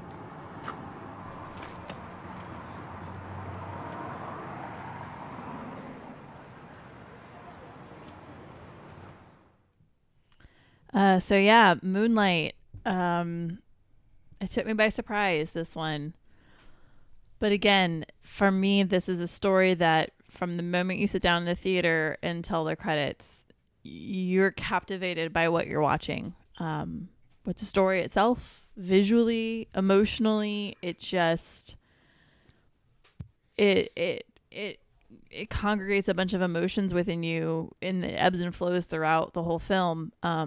I feel like the performances, again, from the actors were extremely strong, especially the 3 people who played the main character. And I don't know, I'm surprised I enjoyed it as much as I did, but to see something with such, in a way, wonderment as this character, Little, is going through of self-discovery and just trying to understand the world he lives in and how he's going to fit into it, because he's not, quote unquote, with the par of life, I guess, the average way. And so I think for him it's very conflicting, and there's so much self-doubt that he has. But I don't know, he finds a strength, and I think towards the end of the film you understand what he's really holding back his whole life. And yeah, I really enjoyed it. It's beautifully done visually. It's gorgeous. And it's gorgeous in that it's also hard at times. and you can find beauty in some of the harshness. But yeah, Moonlight definitely is something I recommend everybody should see. It's directed by Barry Jenkins, and the score is good. The music's good. It's good. It's good. It's all good. All right, it's all good. Moonlight. It's all good. You're number 5. Yeah. That sparkling wine's kicking in. I can tell. I'm getting all like emotional and weird. All right, moving to number 4, Yasha. My number 4 is The Accountant, starring Ben Affleck. I really like this movie. I mean, albeit it was a little predictable in some parts, but I thought he nailed the hell out of this role. It was interesting. I loved the character. I would love to see them try to work some sort of sequel out of it. I thought he was just really just interesting to watch. The way he played this just really introvert type of person. I don't know if that's even the word that you would use when it came to describing who he is. J.K. Simmons was fantastic in it. John Barenthal was really good in it. I love this movie. I thought it was a lot of fun, and that's why it's in my top 5. I thought it, kept you intrigued the entire time, and I enjoyed the hell out of it. Very cool. The Accountant, your number 4. Bobby, your number 4 film. My number 4 film is one that Michelle already mentioned, and it's Lion. And I went into this movie cold, actually. I knew nothing about it. Never seen the trailer, and didn't know what it was about. All I knew was that it was on people's list. So I was like, okay, let me check it out. And I almost wasn't going to, just because I didn't know anything about it. So for it to have made my number 4 kind of tells you how much I really enjoyed this movie. And I can't really add too much more than what Michelle said about it. I'll agree with you and David in terms of the second half being a little bit weaker, but it's still a very satisfying ending. But what I really gravitated towards and sold me on the movie was the first 45 hour to the movie with the young Saru, and played by Sonny Pawar. And this little kid is so freaking adorable and so good in this role that I feel like if he was nominated, I would just give him the Oscar, because I just thought his performance was so incredible as this young lost soul and looking for his family. And it was just incredible to watch and see such potential in such a young actor, and to hopefully see his skill grow and be able to become more and do more in this industry. And I just really, really enjoyed the film. So that's why my number 4 is Lion. Awesome. All right. My number 4 is a film that has also already been talked about by you, Bobby, and that is Hell or High Water. Yet another movie I just watched this week. Yeah, it was a movie I wanted to see back when it came out, mostly just because of the praise it was getting. I'll admit, like on the surface, just seeing the trailer, if I hadn't heard anything about it, I probably would skip it. It doesn't look like a kind of movie that's like, oh man, I got to see that. But I was hearing so many good things about it. I was like, all right, well, something's up. I got to see this film. And I know you, Bobby, had seen it back when it came out, I think, and talked about it and praised it, and that, was there too. So I've been looking forward to checking it out for that reason, and I'm really glad I did. It was it's a really strong film. The performances by Chris Pine and was it Ben Foster are just really good. You really buy into their brotherhood, that they are brothers. Chris Pine does an exceptional job in it. Jeff Bridges, as always, is really great in the film, and it definitely, I think, kind of speaks to our times and some of the people that feel disenfranchised in our country right now and what's been going on politically. And yeah, I don't know. It's just this movie I really enjoyed, Hell or High Water. That's my number 4 film. Cool. Michelle, moving on to you. What's your number 4 film? My number 4, and it's interesting because I was curious about this film, but honestly, I wasn't feeling like I really had to go see this film until you were like, oh, we should go see this film. And I was like, okay, well, let's go do it. And I mean, it's number 4, so I'm really glad I saw this. But it's Nocturnal Animals. It's the second film from Tom Ford, and in a way, you can't really talk a lot about it because it kind of gives away a lot of the story. But it's good. I don't know.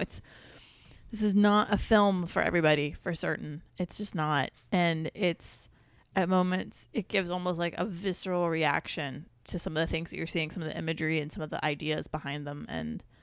But the way the story is told, the way it's played out, it's good. The pacing, I think, is really good. I think there's constant, even though in a way you kind of think you know how it's going to go, it still is surprising when it gets there. And I really like that. And I don't know, there was just a feeling and emotions, and it took me a while. Even like, I mean, I couldn't even get my head around this film for like days. Like, I was processing for a while, and it's, but it's like every time I think back to it, I'm just like, oh, that was really good. Oh, that was really good. And again, it's done by Tom Ford, so there's shots that are just, they're beautiful. Like, I just can't get over how lovely some of the things look. And not everything in this film is lovely. Some of the things are ugly. But it's shot in a way that it's just like, wow. It's just, it moves you. Yeah, no, I think Jake Gyllenhaal did an excellent job in this film too. That's the other thing. Like I thought spectacular. But yeah, Michael Shannon. Yeah, it was good. I wish I had better verbiage for this film, but it's just so much you can't really say. But yeah, Nocturnal Animals. Very cool. Very cool. Nocturnal Animals is your number 4.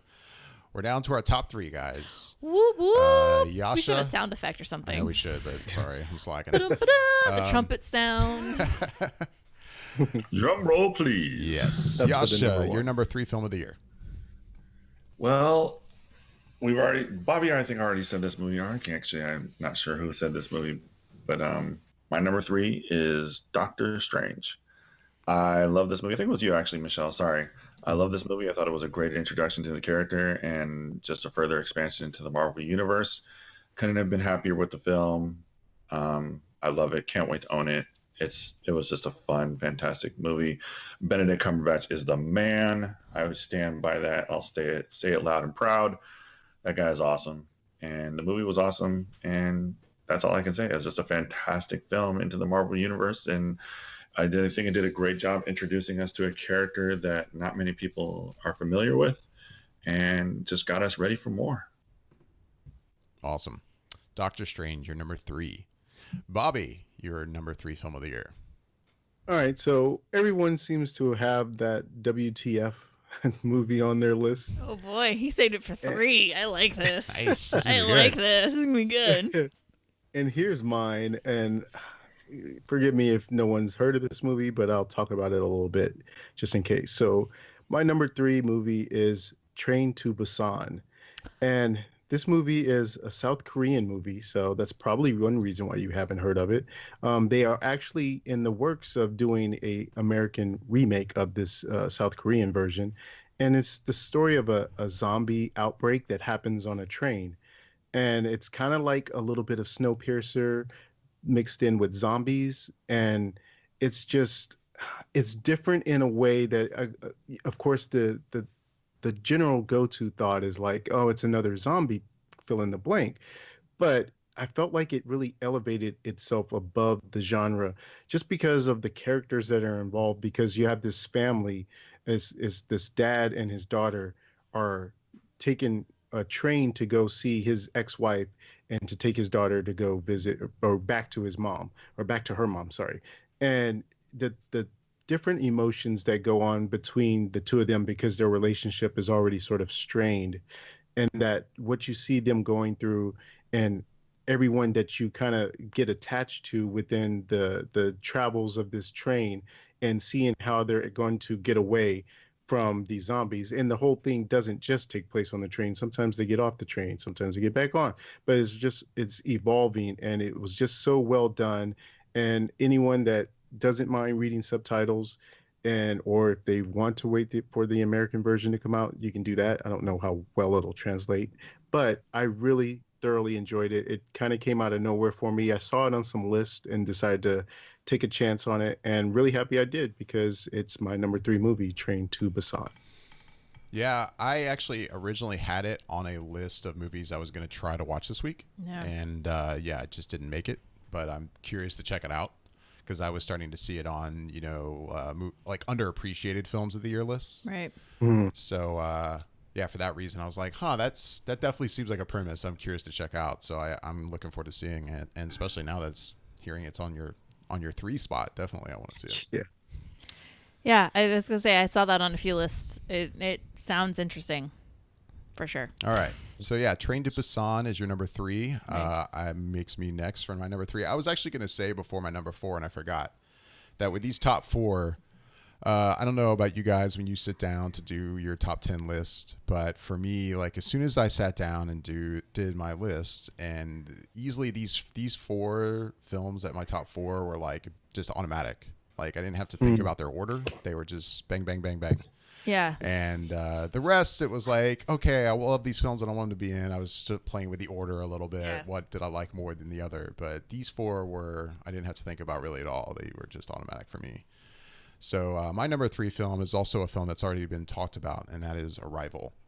A film that I didn't watch this week. Yay for me. Hey, look at that. You got 2 of them. I know. All right. 2 of them. Your number 3 spot. It's nice to have a sci-fi film so high up and have a sci-fi film that was so different from a lot of the stuff we see, especially an alien, I guess kind of invasion film, not really.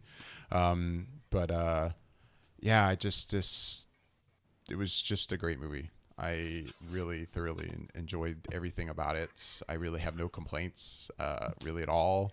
All the performances in it were great. It had a very strong message about us as humans on this planet that really resonated with me, and I just really liked Arrival a lot. So I don't really have much else to say about it that you didn't already say, Bobby, when you talked about it. So yeah, Arrival is my number 3 film of the year. Michelle, your number 3. My number 3. Again, I'm sad that I have to look this up because I'm like, wait, what was that again? What was I talking about? I mean, I think at this point we're all going to start talking about films we've already kind of talked about. I feel like we're getting to that little zone, that little comfort zone where somebody's already said something. But my number 3 is La La Land.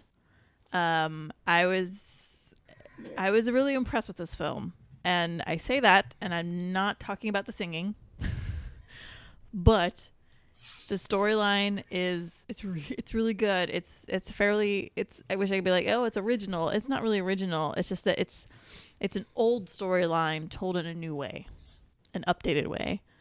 And the music is good. It's catchy. But for me, actually the music didn't make this film why I love this film. For me, it was the story between the 2 main characters.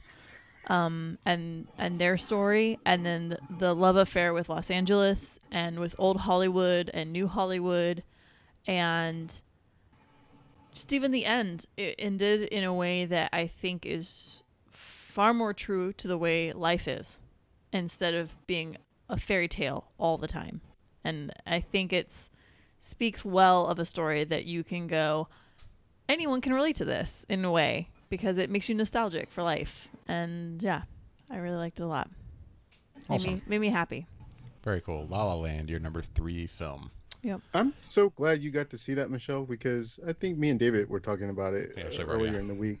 And the fact that this seemed like something that was right up your alley. And the fact that you hadn't seen it yet was just like, oh, is she going to get a chance to see it before we do our list? Because it just totally seemed like something you would be like honed in on and would appreciate it. So yeah, glad you had a chance to see it and like it. Yeah, because I'm the musical / old movie film person. Yeah, no, I'm really glad. I've wanted to see it. It's not for lack of not wanting to see this film. It's just timing. A lot of times it's just timing and just how it is. But yeah, I'm glad that I saw this week. It really surprised me.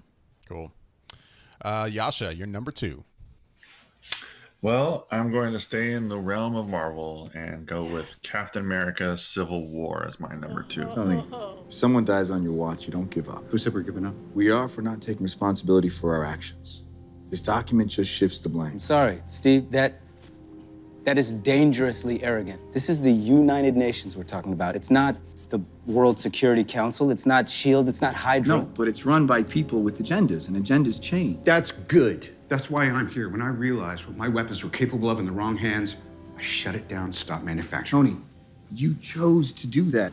If we sign this, we surrender our right to choose. What if this panel sends us somewhere we don't think we should go? What if there's somewhere we need to go and they don't let us? We may not be perfect, but the safest hands are still our own. If we don't do this now, It's going to be done to us later. All right, Captain America: Civil War, your number 2.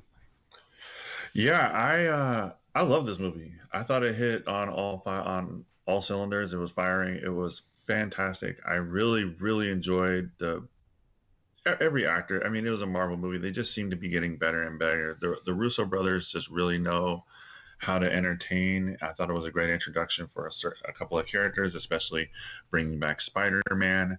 I am just so looking forward to seeing what they do with some of these huge movies that they're doing in the next couple of years. Mainly at Infinity War Part 1 and 2, but I thought this movie was just fantastic. I really enjoyed it. It was a lot of fun. It was a lot of fun for me. So yeah, that's my number 2. Awesome. Bobby, your number 2 film of the year. I might as well just piggyback on what Yasha said, because Captain America: Civil War is my number 2 as well. Look at you guys. Oh my gosh, you guys are twinsies. Oh, we're so adorable. I can't even stand I love it. So cute. I love it. I mean, yeah, I can only echo a lot of what Yasha said, and the only thing I can add really is just to say that it would have been so easy just to have this just be another comic book movie and fill off the check marks in terms of doing everything that a big comic book movie in the summer should do. But aside from that, it also had a good story element to it, and something that made you really feel like, okay, well, which side would I fall on? And is this person 100% correct in the way that they believe? And they make it in such a gray area to where you can say, I can see where the other side is coming from, and be able to question where things should fall, and how right this is, and how much of a slippery slope things can be when you start trying to define what it means to be a hero and how you should be able to go about being a hero. And so you put that into the story, and then you add all the good action beats and all the interpersonal relationships and the humor and everything else that Marvel is known for, and it just becomes such a fantastic movie. And it's not just a summer movie, but just a great movie. And so that's why Captain America: Civil War was my number 2. Awesome. All right, my number 2 is a film that's been talked about, and that was Moonlight.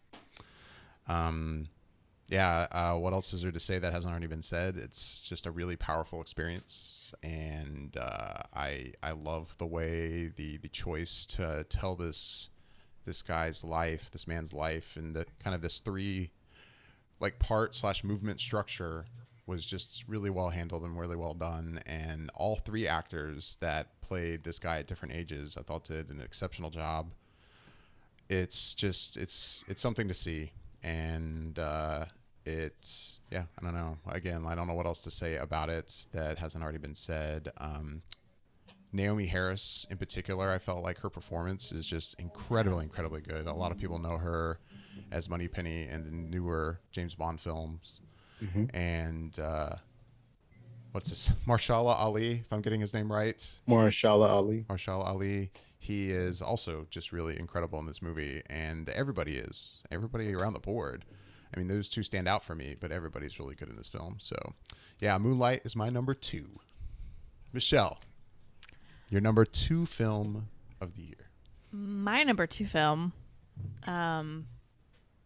has been talked about, and I saw it this week, and it's Jackie. I mean, unlike David, I do enjoy biopics, but I will say, as far as a biopic goes, damn it, this one's good.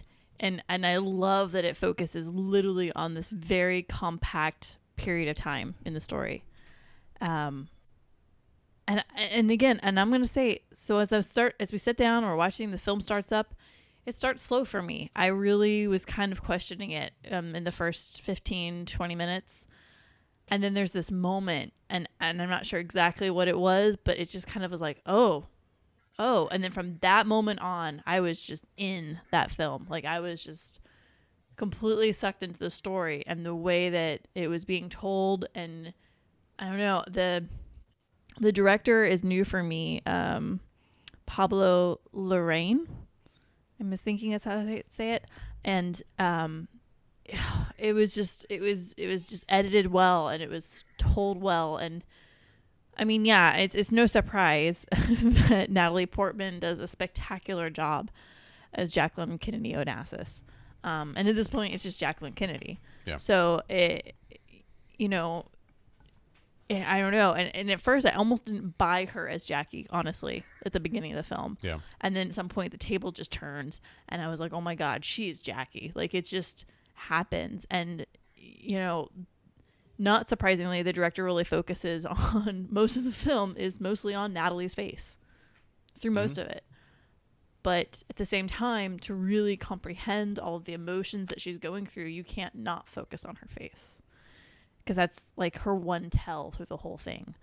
But to see it play out this way, it was just done beautifully. And I thought, again, the script, the editing, the music, all of it just worked for me. I mean, there's moments, I teared up at one point. Like, I literally sat there and I got emotional to a point that I had tears roll down my cheek during a scene. Like, it moved me so much to see something play out like this.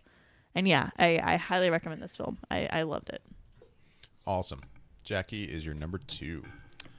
All right, we are finally there. Our number 1 films of the year. Yasha, so far you've had, at number 10, Jungle Book, then Zootopia at number 9, at number 8, The Legend of Tarzan. At 7, Sausage Party. At 6, Fantastic Beasts and Where to Find Them. 5, Rogue One.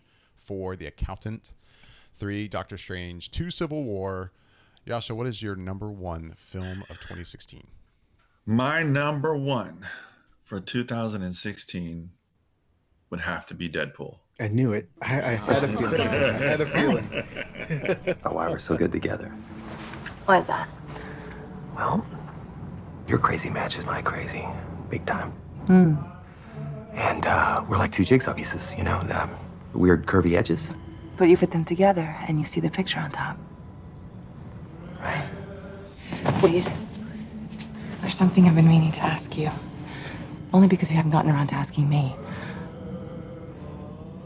Will you, stick it Marry me? Jinx? Huh. Why are you hiding that? Nowhere.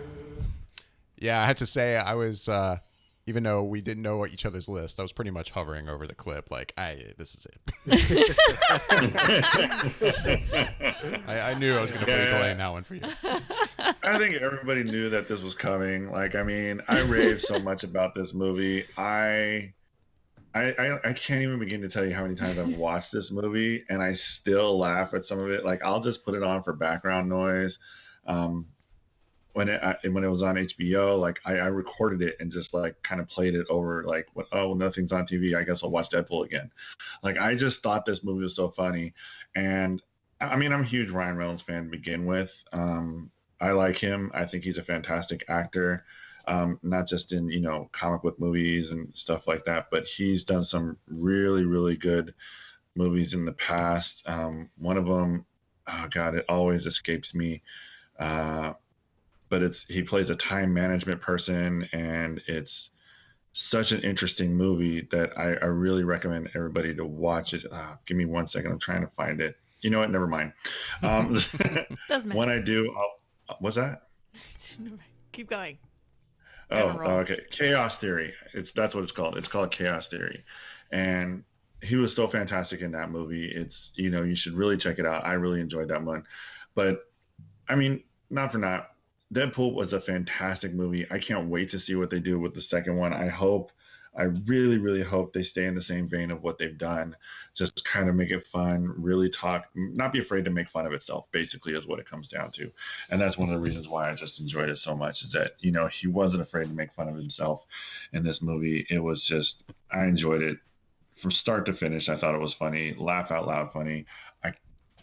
I just loved it. Thought it was definitely my number 1 movie of 2016. Awesome. Deadpool, your number 1 film. Bobby, I will say I'm super curious to hear this, because even though I think I know what it is, I'm not exactly sure. I'm not. And I'm pretty sure I do. I can pretty much tell you I know what Michelle's is. Yeah. And obviously I know mine. But I'm like, I think I'm pretty certain what Bobby's number 1 film is. Again, to go through your list so far, you had at number 10, Zootopia. Number 9, Arrival. At number 8, Hell or High Water. 7, La La Land. 6, Rogue One. 5, Hacksaw Ridge. 4, Lion. 3, Train to Busan. 2, Captain America Civil War. Bobby, what is your number one film of the year? Well, before I get to my number one, could you just, I don't know, whisper in Michelle's ear what you think my number one is? Or right on a paper. You want to write it on a piece of paper? I'll do that right now. You can probably just mouth it to me. No, hold on. I'll write it on this piece of paper. Really? You think so? I think that's a possibility. Based on. Okay. Okay. So, I my really number wish I one. could see it. Right? I know. Well, you guys can watch the video later. My number one is a movie that actually may disqualify David's answer because I actually just only saw it this week. Oh, wow. Oh, it's a shakeup. And man, that movie I picked, you guaranteed us this would be on your top 10. Yes. I remember when you talked about it, you're like, this will definitely be on my top 10, and it did not make it. I know, and that just tells you how crazy this was for me, and how it kind of came out of nowhere. Because my number one movie of 2016 is Hidden Figures, and I'll read you the IMDb for this. Wow! Based on the true story, a team of African-American women provide NASA with important mathematical data needed to launch the program's first successful space mission. Directed by Theodore Melfi, starring Taraji P. Henson, Octavia Spencer, and Janelle Monáe. I didn't even know that was out yet, Bobby. Like, I thought they were still, that was still being promoted. Yeah, it just came out in wide release this weekend, but it actually opened small on Christmas Day. So Yep. It just scooped in under the wire. It eked in just under the thing. Man. Yeah. And this movie is just so freaking good. You got great performances by the ladies I just mentioned. Also, Kevin Costner is in it, and he's so good in it. And you got Mahershala Ali in it, who's also really good. Aldis Hodge. It's just such a really good cast. But beyond just the cast, the subject matter of something that I knew nothing about, of these African-American women that were working at NASA, and how crucial they were in terms of being able to help make the launch possible and the landing for John Glenn possible. And so it was like, just learning this information was a revelation in and of itself. But to see the performances, to hear the music by Pharrell that's in it, that sort of provides the backdrop and the soundtrack and a bit of the score to it, is just so well done and put together to me that I just with throughout the movie, I kept, there'd be times when my eyes were welling up because it was just like, this is so important. And I'm glad this movie is out there and being told. And I saw an audience of just everybody, from a lot of African Americans to people that were of white or Hispanic. Everybody was watching this movie, and it was just well received. There was a standing ovation after it. It was just, there was so much into it that I just thought was so well done that it didn't just feel like it was an important African American movie. It just felt like it was an important movie. And it was just like, not just because it's African American history, it was because it's American history. And it was just, it really makes you feel good watching this movie. And I just came out of it just extremely happy and just kind of just like over the moon after I saw it. So it just squeaked in there, and it just barely made it. But number one for me is Hidden Figures. You know, I mean, part of me is really surprised because I agreed with David when he put down the pick that he was thinking. But at the same time, I'm not surprised because I've been wanting to see this movie, and I feel like it's the story that nobody really knows about American history. And it's funny, all week long, every time I've been in a movie theater, I've been listening to people walk out of the theater, and everybody has nothing but high praise. Like, just listening to the conversations. I mean, like, I was at 3 theaters this week, and all 3 of them, I was listening to people talk about this, and everybody was so happy. Every time I saw people come out of it, like before I went to a movie and after I saw a movie, I was just listening, and everybody was just enamored with it, and they were just in awe of the story. And that's what I kept hearing over and over and over. And I'm looking forward to seeing this film. I can't wait to see it this weekend. So yeah, I just think like this movie works on so many different levels for what a movie should do, that if you're a fan of film at all, you have to go see the movie. Right. It's just that simple to me. Nice. Wow. Yeah, and by the way, to anyone listening, because I never said it, the movie I wrote down was Green Room. Right. Which That's don't get me wrong. I wouldn't have expected you to put that at your number one if you had asked me before we started this list. But you know, I'm like, man, he really loved that movie. He said, I can't imagine it won't be on my top 10. And so yeah, once we got to this, I was like, God, did he put Green Room as number one? And again, I will say right now, before I tell you my number one, it's definitely not my number one. And I liked Green Room.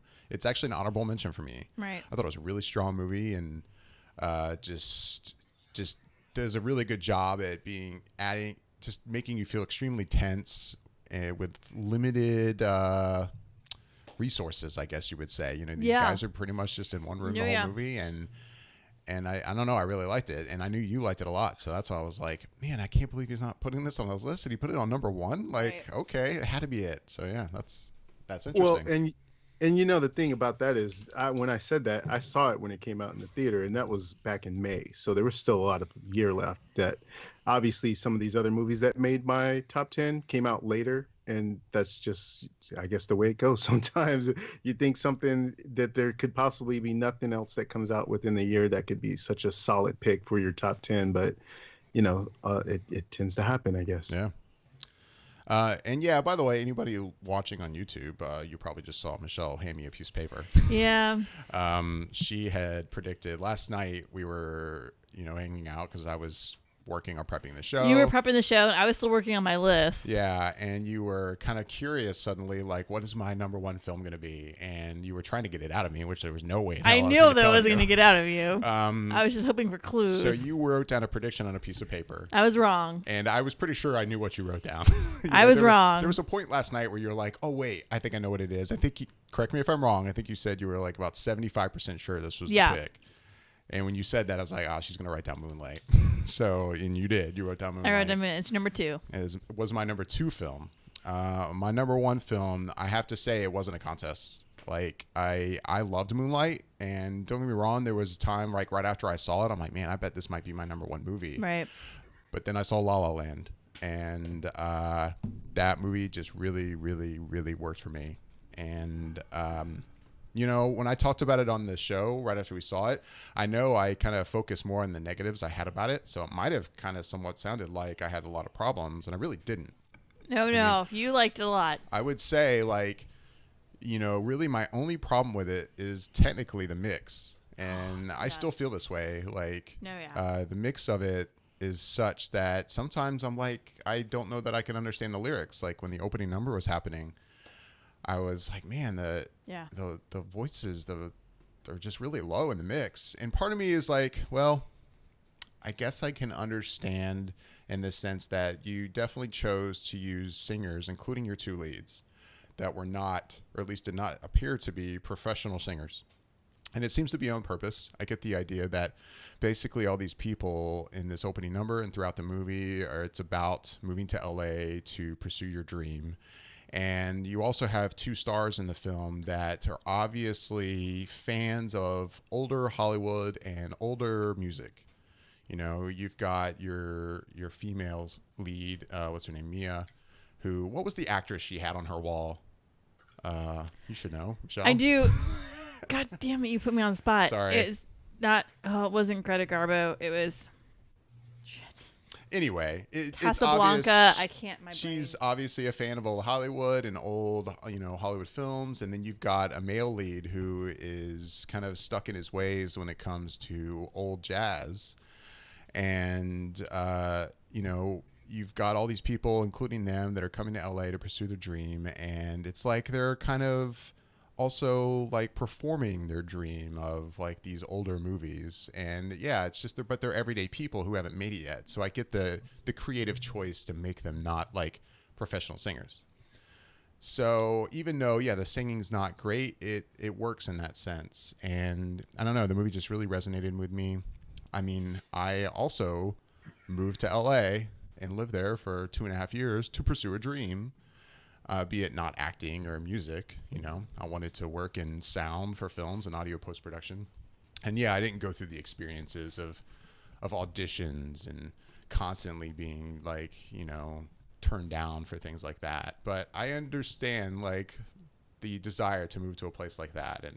and pursue this dream to work in Hollywood. And yeah, I really, really, really love the movie, even with that little kind of very minor negative.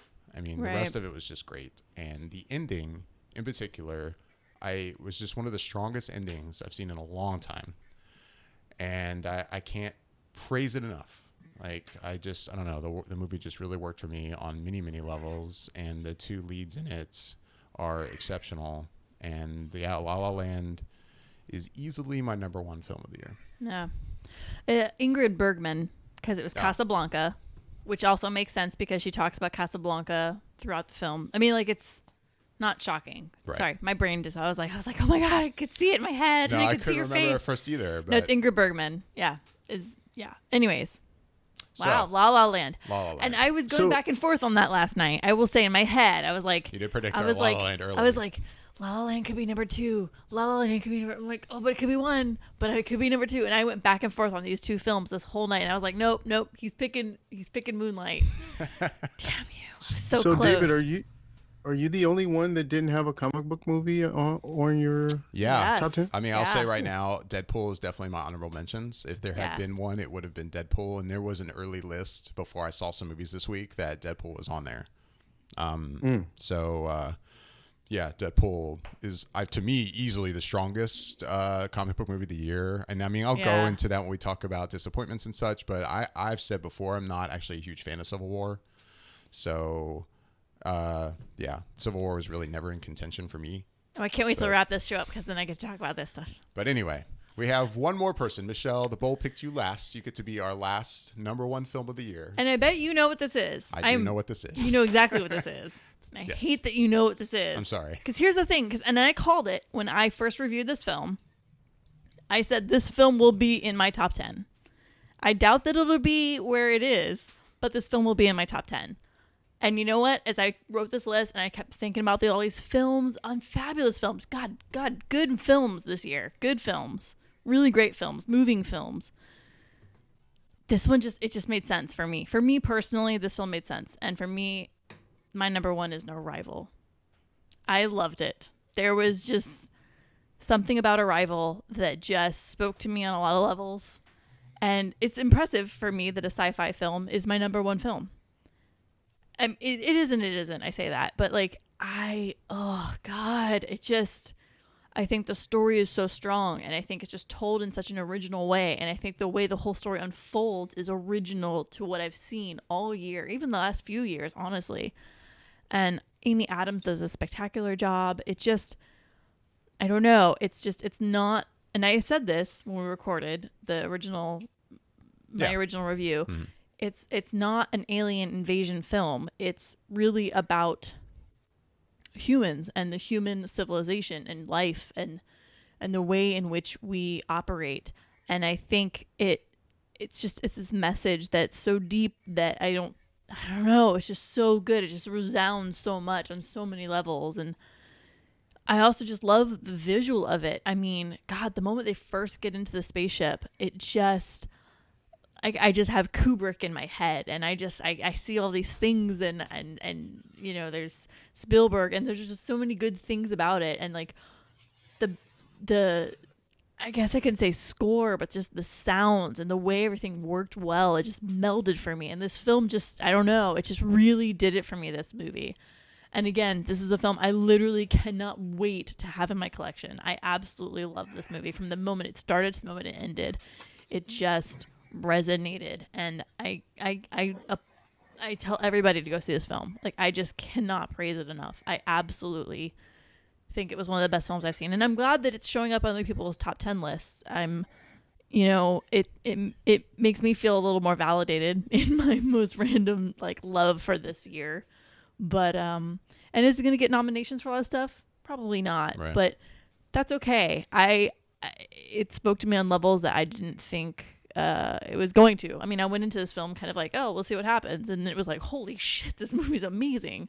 So yeah, it's good. It's so good. Just everything about it. I cannot even begin to express. So yeah, Arrival. Yeah, I don't begrudge you at all for putting that at number one. I loved it. It was at my number 3. And yeah, I didn't mention the score when I talked about it at my number 3 spot. The score is amazing. The mix. Yeah. It just, oh, God, so good. Awesome. Well, that's our top 10 list, guys. What? Really proud of our top 10 list. It's Super very proud of our top 10 diverse. list. It is It very is diverse. diverse. I kind of expected that. Very cool. It's like I said before, I felt like this year there was just a lot of good movies to pick from. So, yeah, I got the impression we were going to have very different lists from each other. I had a feeling there's probably going to be 4 films that were going to show up on all 4 of our lists in very different areas, Different and spots. I was correct. Right. I was very. I mean, like I could literally name them. I mean, like it was very like, yep, we're all going to have this, but it's just going to be in very different spots, and I had an idea. Yeah. So yeah, it's good. Cool. Honorable mentions. Oh, that's a long list. I want to say first though about movies I didn't get a chance to see. Actually, before we get to that. Yes. And I'll say first, like I think I mentioned earlier, I didn't see Fences. I did not see Hidden Figures that you just saw, Bobby. What else? The big one for me that's not on my list and is on no one's list, and I don't think any of us have seen. That is Silence. I feel like, I mean, even though I haven't seen it yet, that it would be the biggest contender for a movie that when I see it would quite possibly end up on my list just based on I don't think it's anywhere in Orlando right now, though. No, it's not. I mean, it doesn't go wide actually until I think it's going wider next weekend. yeah, like So, but you know, it is I guess technically a 2016 movie. It is. So yeah, I could see that after I see it, that was the biggest one that I was like, man, I wish I could see Silence before we do this. And yeah, not so much. So those are the movies I haven't seen. Michelle, any movies? 2 kind of big ones. One is Patterson. I really wish I could have seen this. And again, it's just not in Orlando. Right. So I have no way of seeing this film other than completely illegally, which I do not do. Right. Do not condone it. I have weird morals and values in my life. But not weird at all. That's not weird at all, Michelle. That's good. I stand by it. Sometimes it hurts me in the end, but I stand by it. The other one is 20th Century Women. And that's a film, and I will say, the first, like, probably 2 or 3 times I saw that trailer, I was like, I don't give a shit about this film. And then suddenly the tide changed. And I feel like every time I see the trailer for this, I'm like, damn it, I want to see this film. Right. Like, it's grown on me. And I'm like, son of a, I want to see this movie so bad. And I'm not going to get a chance to probably for 2 more weeks. Which makes me sad, but I will see this movie. It's going to happen. The other one is Loving, believe it or not. I would like to really see that one. I'd like to get a chance to see that. Yeah. And then there's 2 films that I didn't... one film I knew kind of existed, another I had no idea existed, but I keep seeing other people's lists. And one is Certain Women, and I'd kind of heard of it, so it was kind of around, and it came out a little earlier, and I just never got a chance to see it. But the other one is Elle, and I'd not heard of this film at all. And it keeps popping up on people's lists, and damn it looks amazing, and I want to see it so bad. And I just, again, I don't think I'm going to get to see this probably for months, quite honestly, because I don't think it's ever going to come to Orlando, and I just don't think I'm going to see it till I can rent it, and which makes me sad, but that's okay. But yeah, Patterson, I think, is another one. If it gets down here, that's happening. Like, yeah, for sure. And I know it wasn't on your radar, but I got to say, Hell or High Water. I know you didn't see that either. No, yeah. And I was kind of, I mean, like I said, when I talked about it, like when I first saw trailers for it, I wasn't like, oh man, that looks like an awesome movie. But no, I got to tell you, you should see Hell or High Water. I know. Like, I remember seeing the trailer for it and being completely underwhelmed by that trailer when it first came out. And then it was popping up on lists. And then you said it and Bobby said it. And I was like, damn it. And so this week it was kind of one of those, I was like, if I can find the time, I'm going to watch it. And there's just so many movies I wanted to see this week. Yeah. And there's movies I physically had to go to a theater to go see. So just on time, like as we all said at the beginning of this podcast, like we all have day jobs. Like we all work 40 hours a week or more, which happened this week. Like it's hard sometimes to fit this all in. So yeah, I do want to see Hell or High Water. It's totally rentable right now on everything. So yeah, I it's up there, and it'll probably happen this week, one evening after work. So yeah. Cool. Bobby, what movies did you wish you could have seen before we did this? I don't know that I really haven't. You watch a lot. You saw so many things, Bobby. I saw everything. We all understand. Just rub the salt in a little bit deeper to our wounds. We all know you saw everything. Well, I typically will watch them when they come out if they're available to me. So I don't usually have to play too much of catch up. Other than the reason why I did it this year is because a lot of those movies didn't come out until probably near around Christmas. So it was like, well, that's a lot of movies all of a sudden. So it made it hard to try and watch everything. I mean, I guess in terms of movies that I've heard buzz about that I would want to see to just sort of be informed, it's probably like Swiss Army Man and as you mentioned, Michelle L. But aside from that, I can't really think of too much else that either I haven't seen or that I'm curious about to see. So I guess I didn't realize you hadn't seen Swiss Army Man. I thought you saw that for some reason. No, I hadn't seen it yet. It's in my honorable mentions for me. Is it? Yeah. Yasha, any movies you wish you could have seen? Yeah, actually quite a few. Pretty much anything that was independent release or limited release that you guys went ahead and saw and I have not seen. Swiss Army Man, La La Land, the zombie movie that Bobby was talking about. Like there's a bunch of stuff. I mean, it's kind of hard to narrow them all down, and I didn't write down, but it's like everything that you guys, I'll probably revert back to the notes. Because there's stuff that you talked about, David, in your top 10 that I had never even heard of. And Michelle, you too. The Invitation being one. And thankfully that's on Netflix, so I can definitely watch that one. Yeah, you gotta watch that, dude. I want to see Jackie. I want to see Moana. Hell or High Water is definitely on the list of what I wanted to see. Bobby, I want to see Lion. Train to Busan that you guys mentioned. I mean, so there's a bunch of stuff that I haven't seen. Like I said, I feel like I need to start expanding a little bit more when it comes to the independent releasing of some of these films. And there's a theater that's right across the street from my job that actually shows independent films pretty frequently. They're accessible. I just don't go. Yasha, you're shooting yourself in the foot here with me. Like, honestly, like your excuses just ran out. Like I've never heard you tell me that. Now I'm like, oh, Yasha. I think there's actually, Michelle, I think there's actually two that I have to drive by to get home that actually show independent films. So it's like, it doesn't make it any better. Okay. It just makes it worse. Like limited release. Like, when they say limited release, like this is usually where they're showing them at. Yeah. It really is. Yeah. There's one literally across the street from my office within walking distance. Like I could walk over there at lunch and so I don't have any excuse. I just haven't taken the time to see them. So I just need to find the time to actually do it. And I like, I like doing the big budget ones and I like writing about the big budget ones a lot of times. And sometimes that's what we're talking about, to make sure that we get a chance to see that. So there's definitely movies out there that I need to see and I need to watch. So it's just been a whirlwind of stuff that's going on. So I'll definitely get to it.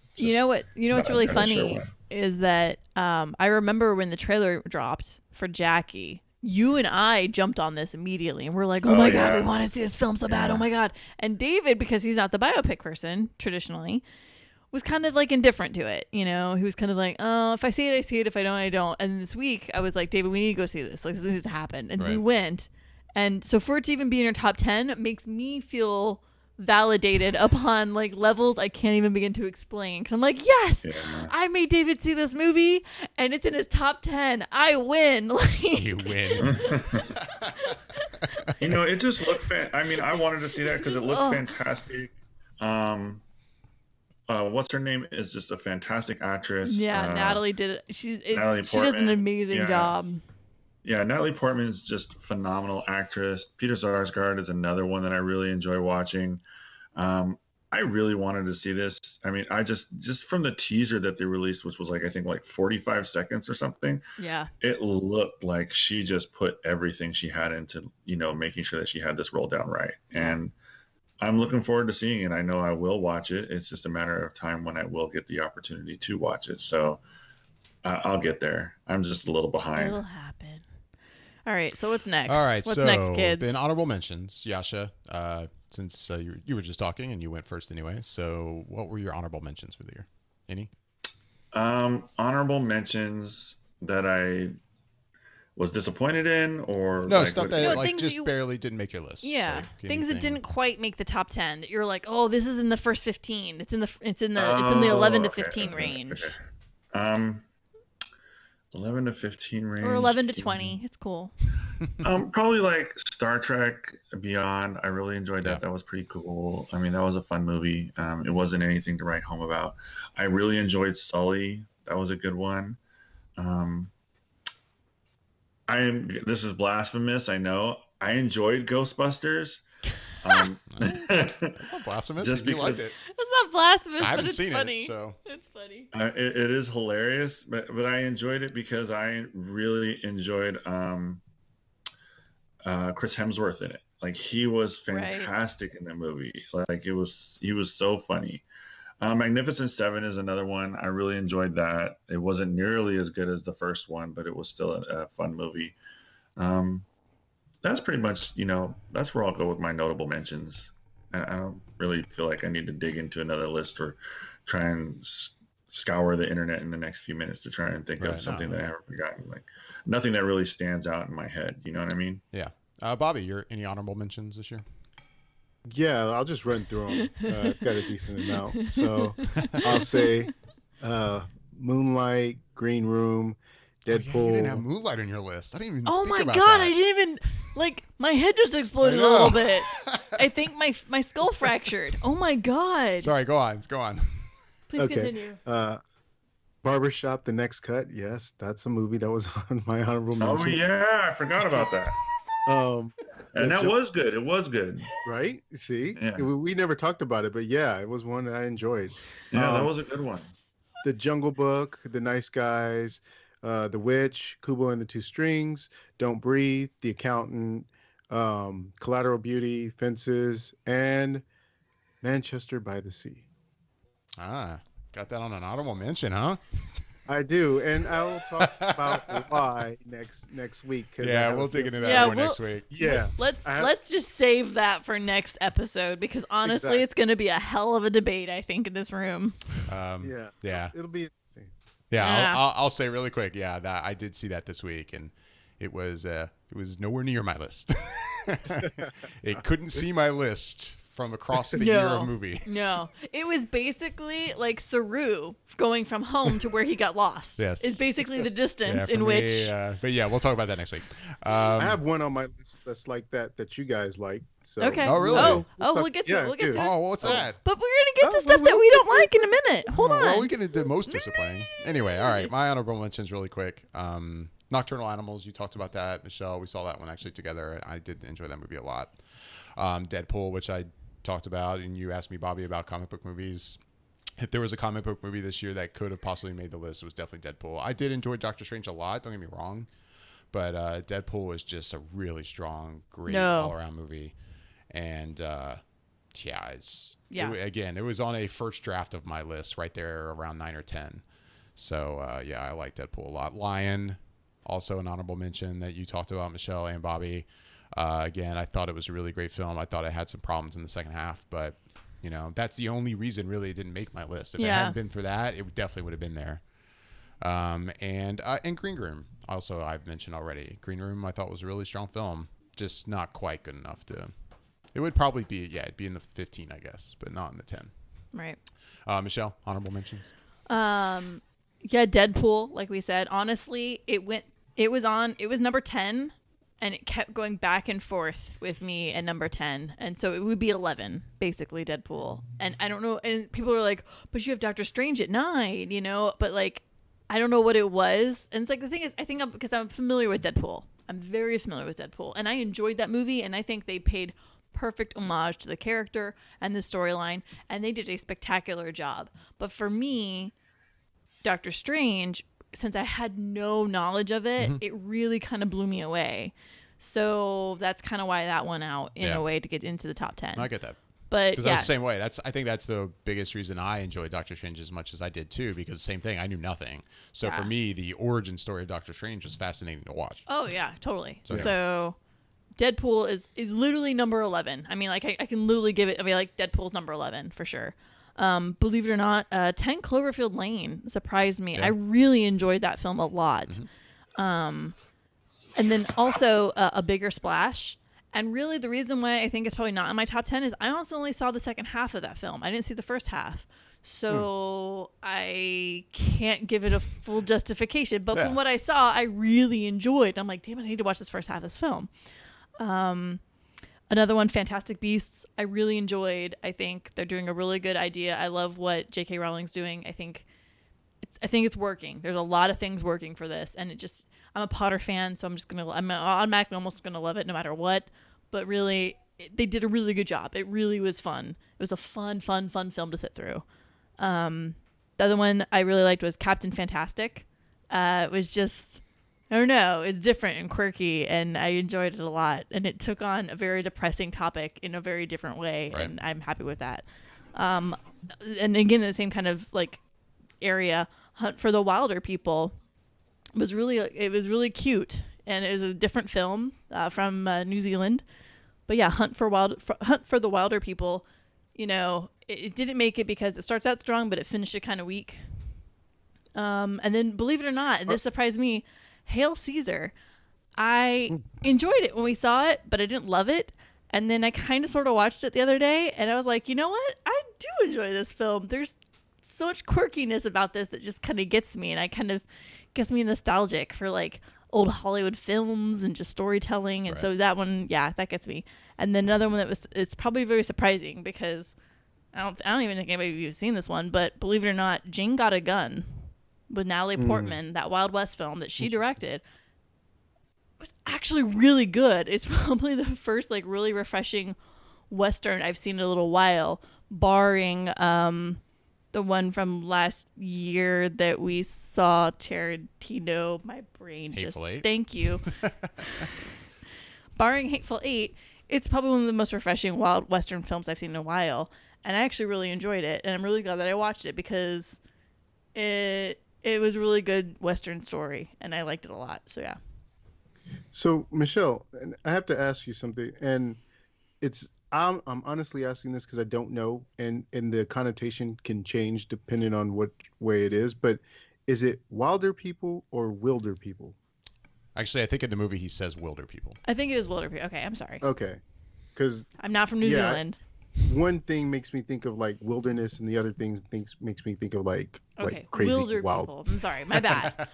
I have horrible pronunciation. Then my bad. No worries. I just was making sure because I've heard that name mentioned on some list, and I don't know anything about it, so I'm kind of curious. And I should put that on one of the movies that I kind of want to see before the Oscars. Yeah, I saw it this week as well. I was gonna hold off on really talking about it till next week, but I mean, it was good. I liked it. It's cute. I mean, I don't know if it obviously wasn't included in my honorable mentions, but it was right there. I mean, it's a good movie. I think it's because the ending doesn't. It's just the second half just really tapers off really fast. All of a sudden, you're kind of like, okay, I just want to see how this ends up. But yeah, you're right, Bobby. It is. Was it Taika Waititi? Is that his name? Who did? He also directed from last year. Why am I blanking on the name of the vampire film? What we do in the dark, what we do in the shadows. Yeah, What We Do in the Shadows, which was great. And he's directing Thor Ragnarok right now. Yes. Which should be fascinating to watch. Oh God, this is going to be amazing. You know, after seeing the two movies that I've seen of his, I'm like, man, he's directing Thor Ragnarok. This should be something. Completely, like so many, like that end of the pendulum, that end of the pendulum. Here's this end of the pendulum. Like it just goes off in the spectrum of life. Like it's going to be so interesting to see Thor Ragnarok by this director. I can't even. Yeah. Oh God, Jesus. That's an interesting pick to direct that movie. It really is. It really is. Yeah, it kind of reminds me of the Russos going from Community to Captain America: Winter Soldier. It's like, wow. I gotta imagine that's what Marvel is looking at. Like, man, look what we did with the Russos. Let's see what we can find. That guy's perfect. Let's see what he can pull out. Yeah. All right. So those are our honorable mentions. Most disappointing film of the year. I'm curious to hear. Obviously, if you guys have multiple disappointing films, please feel free to mention them. But I'm very curious. If you had to pick one film that was your most disappointing, what is your most disappointing film of the year, Yasha? Jason Bourne. I've heard that a lot. That one's high. That one's high. Dude is right up there. I was so amped to see that movie and that story continue, and it was just a huge letdown. Dude, I agree. Like, it was so disappointing. 100%. I mean, we can go into the comic book stuff, like, if you want to, but I mean, not being like Batman versus Superman was okay. Suicide Squad was just okay.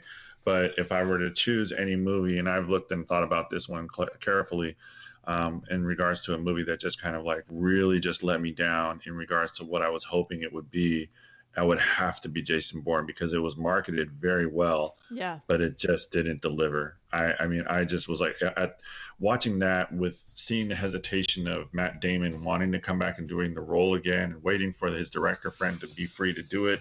You know, you almost wish that he just said no. Yeah. Because it was left on such a concluding note, the last one that he did, and I wasn't even a real fan of the Jeremy Renner one either. Right. Like, it feels like they're just running out of material. It was so forced. For this story, and it's, you know, okay, if you can't come up with a good story, just stop, because you're not delivering anything that's really fantastic, and it's just, to me, it feels like it's kind of destroying the franchise at this point. I totally agree. Gotcha. Bobby, your most disappointing film? For me, my most disappointing film of 2016 was most definitely up and away farther from everything else, was Batman v Superman. And that, to me, is just a travesty that you have two of the biggest comic book characters of all time for the first time appearing on film together, and the expectations that you should have for a movie of that magnitude. And for what we got, okay is not acceptable, and it should be way better than that. And it was just so disappointing to have what we got. And I have heard, and from other sources as well as David himself, that if you watch the director's cut, it's a lot better. But unfortunately, that wasn't the version we got in the theater. So that was my most disappointing film for 2016. Gotcha. Yeah, my most disappointing film very easily could have been Batman vs Superman. I'm right there with you. Yeah. I mean, you, Bobby, you were obviously there when Michelle and I talked, like, right after Michelle and I saw the movie, and I was like, I remember, Bobby, you were so, I think, shocked to hear that. I was just like, yep, nope, not good. Like, yeah. And it's like a piece of you died. Yeah, but like literally walking out of the theater with you, it was literally like a piece of David died. Yeah, I mean, and the only reason it didn't make it as my most disappointing was because I guess, if I remember right, it just kind of felt like going into it, I was like, I have a bad feeling about this. Like, I wasn't completely shocked that it was as bad as it was, but everything you just said, Bobby, is true. Like, it should have been so good, seeing what kind of film we were supposed to get. And I mean, you know, again, I was there with you, Bobby, at Hall H when this movie was announced, and just the pure, utter excitement of hearing that, holy shit, we're going to get a movie with Batman and Superman in it, the same film. Like, if my mind could explode, it would have. Like, it was amazing to hear, and to go from that excitement to the movie we got, it was just like, God damn it. Like, yeah. This should have been so good. And yes, the Ultimate Edition, I do recommend it. At least for the first half or 2/3 of the movie, it definitely improves upon that part of the movie. The ending is still, the actual fight, the ending is still pretty much the same. But it is an improvement. But it's still my most disappointing film. I was going to say, now I'm excited to hear what it is. Easily Suicide Squad. I mean, just because those trailers were so good. Like, everything about it was just like, dude, yeah, Batman versus Superman was a disappointment, but DC is going to knock it out of the park with this. And thank God did they not knock it out of the park at all. And it was a mess. And I mean, sure, I think probably if you go back and listen to the episode, when I talked about it, I probably tried to find all the good points I could and be like, yeah, it wasn't that bad, because as a fan of all these characters, sure, I love seeing Joker on screen and Harley Quinn and these other characters. So yeah, I'll probably still buy the Blu-ray at some point, just because there's a certain way I can kind of enjoy it, but I have to admit it's a disaster. No. And it's so disappointing, because it looked, again, so incredibly good in all the trailers. I could go back and watch those trailers and be like, God, the movie we could have gotten. Yes. Yes. And it just wasn't there. So in general, I guess I could say the most disappointing thing about the year was just DC. And it's just so sad, and it has made me really kind of indifferent about future DC movies, including Wonder Woman, which, don't get me wrong, Wonder Woman looks good, But now I can't trust it. Like, I'm just like, you know what? Suicide Squad looked out of the park good, and it was a mess. So who knows what Wonder Woman will be like? But I mean, that's been the consensus too, David. Is just like, you know, every DC movie has looked just, you know, advertised so well. You're just like, oh man, I can't wait to see it. And then you walk in, you're just like, well, that was really underwhelming. Yeah, and not great at all. No. So it's too bad. I still hold out hope. I mean, anything could happen. DC could change things up and suddenly turn around, and I hope they do. But I'm not emotionally investing myself in any hope. You know, at this point, everything will be a happy surprise for me. Yeah. Fool me once, shame on you. Fool me twice, shame on me. Fool me 3 times. Yeah. I mean, and I liked Man of Steel. I'm definitely in the camp that I enjoyed Man of Steel. I know it kind of divides people, but I definitely fall into the fan club. I like that movie. Yeah. But I don't think it's been great ever since. So, yeah, Suicide Squad is my most disappointing. Michelle, yours? You know what's funny is as I was writing down my disappointments, it literally was Suicide Squad, Batman vs. Superman, Jason Bourne. I literally wrote these down. Yeah. Because they're disappointing as hell. So it's funny because we all have 4 very different films, but at the same time, I think you guys are going to agree with me on this one as well. But for me, personally, going into it, based on how the first 2 films were, seeing X-Men Apocalypse was the most disappointing for that franchise. Yeah, get that. I was...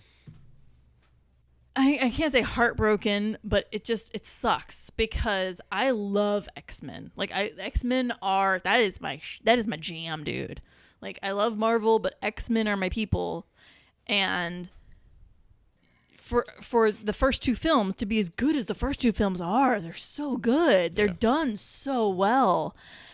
And I tried going into this one without super, super high hopes just because of the things I was seeing from the shots. And yeah, it had moments that were good, but overall that film was just disappointing as hell for me. Like Apocalypse just looked, I was trying to be positive. I really tried to go into it going, no, maybe it'll look better on screen. Maybe we're just not seeing it and it's him, you know, the way it's supposed to. No, it was bad. It was bad. Mm-hmm. It just wasn't done the way it should have been done. I don't like the way the story was. It hurt. Like watching it, I was just like, this is not, one, what I feel the story should have been. 2, this is not what we have seen in the past 2 films. Now I'll say that, and there was a slight glimmer of okayness in that, and that really was Magneto's storyline.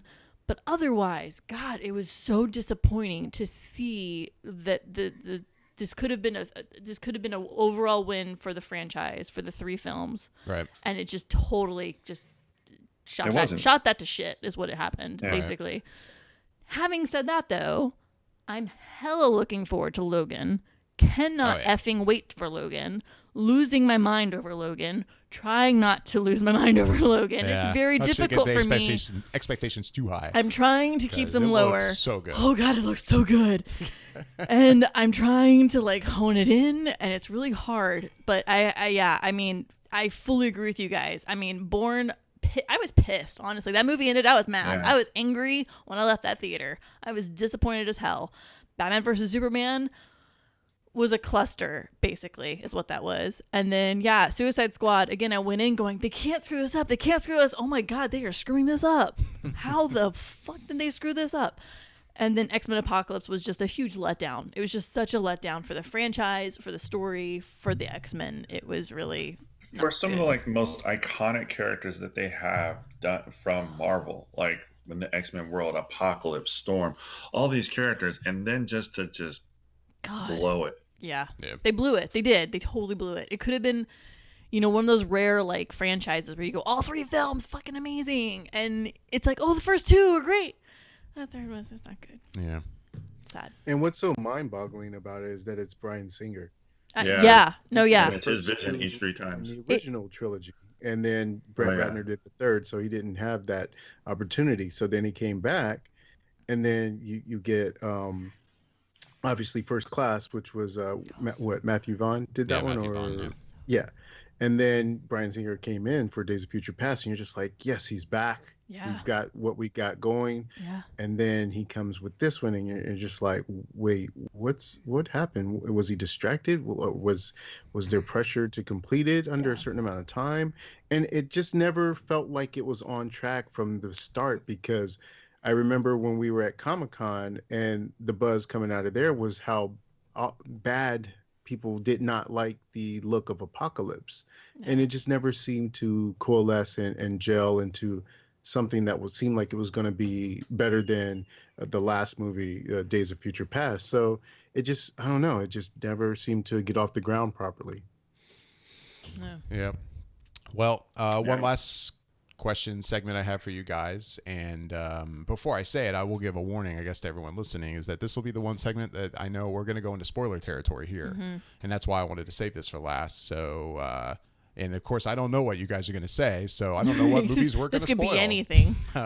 So basically, we're going to spoil some movies coming up now, and if you don't care, I invite you to listen, and if you do care, I don't know, maybe I'll list what movies we talk about later, and you can come back and check it out. But favorite movie moment or scene this year? It's just any moment or scene in a movie this year that was just like the one that stood out for you. It was like, holy shit, this was great. I love this. I'm curious to hear. Yasha, what was that for you? Did you have one? Oh my God, man. Talk about put on the spot. You were supposed to be prepared with this, dude. Homework. I can come back to you if you like. You know what? No. Yeah, come back to me. Okay. Bobby, what was your favorite moment? Oh, I mean, this was actually easy, and then it got tough. And then I was like, wait, let me think, and let me weigh this out. And it actually came down to between two scenes, two different movies. But ultimately what won out was the airport scene in Captain America Civil War.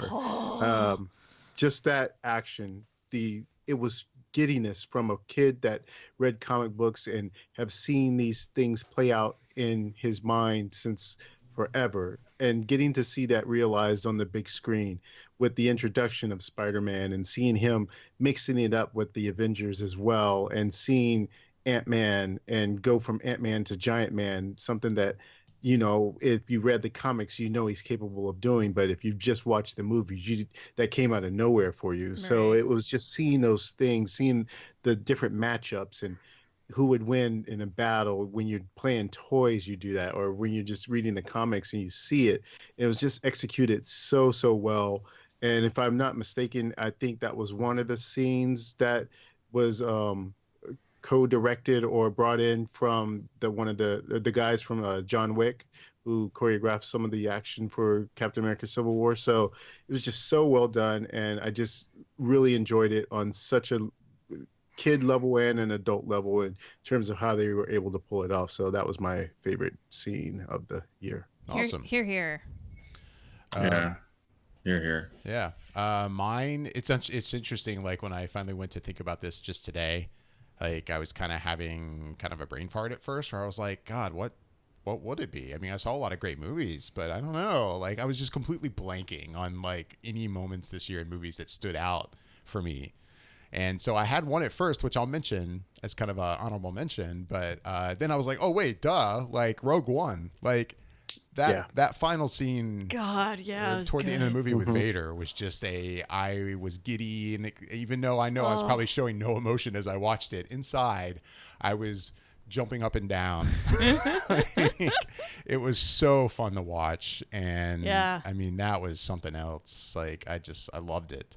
And I mean, sure, there's a lot of other movies that probably had scenes that I really liked that I'm completely forgetting. I will say though, one in particular, and this is a much smaller scene, that I just really enjoyed, actually, in La La Land. There's a scene in the movie, for those who haven't seen it, but there's a scene in the movie where, you have your male lead, Ryan Gosling's character, who is going to find Mia, played by Emma Stone, because she actually got a callback that she doesn't know about.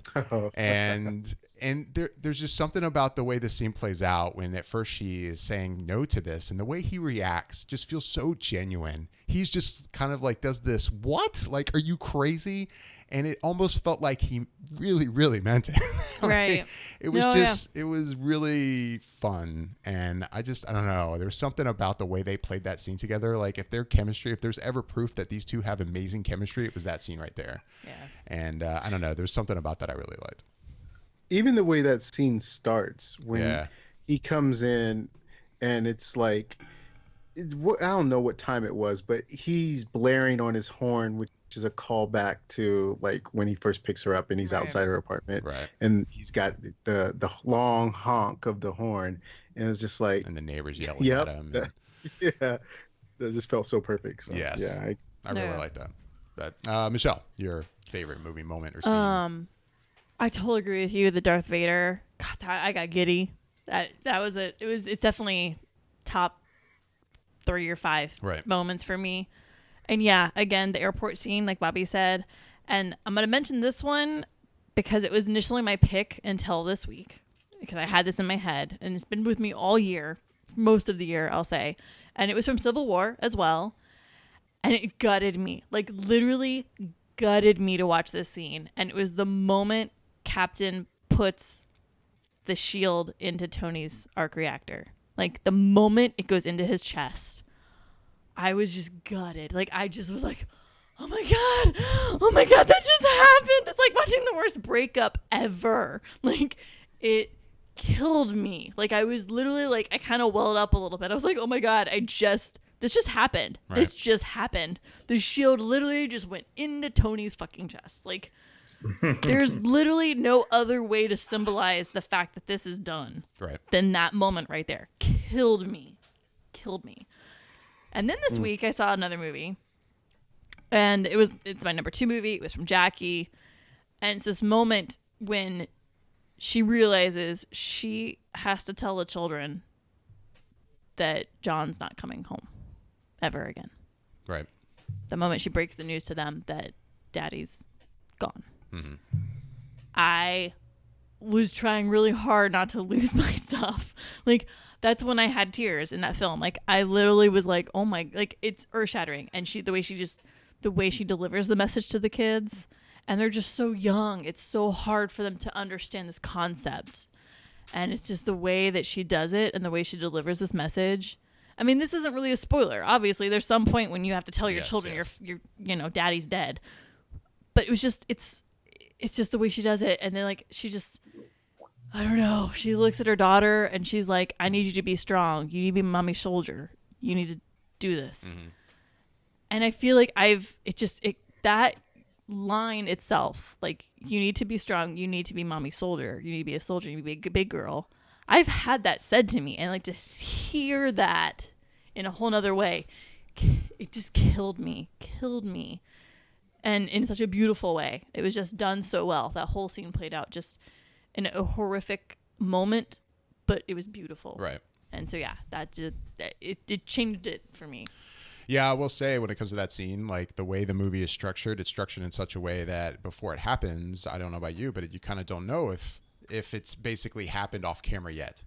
So when it comes up, I'm like, oh fuck, I gotta watch this. I don't want to see this. Right. Like, I don't want to see her tell the kids like this is gonna be terrible. She doesn't want to tell the kid. I mean, no, who wants to do that? Obviously. I mean, that's just I can't imagine ever being in that position where I would have to tell my kids something that heavy. Like I wasn't one to as I knew that was about to happen. I'm like, oh fuck, they're gonna put this on screen. Like, I don't really want to. Yeah, it killed me. Yeah, it killed me. All right, guys. Well, Yasha. Oh yeah, Yasha. Figure it out. Sorry, we gotta come back to you. Figure it out, Yasha. Did you pick one? I you know what I did? Because I was racking my brain with all the movie things, and I'll tell you my original thought was like automatically. I kind of just shot back to Deadpool, and not because like it was my top 10 movie of 2016, but I feel like every time Ryan Reynolds called himself out during the movie just made me laugh, because it's like it's almost like his acknowledgement to the fans like, yeah, I know that was an epic fucking mistake, and I'm sorry, type of thing. And I just thought that was hilarious from when he was talking about how you think Ryan Reynolds got by on his acting method. No, it's everything is all based on looks, and talking about how don't make the costume green, and like every time that he was calling himself out, I just thought that was like a perfect moment of him almost saying like, look, man, I'm sorry, like I can't be perfect all the time, or I'm not perfect, like I make mistakes, and these are some of them, so I'm gonna make fun of them and kind of put them out there for you guys.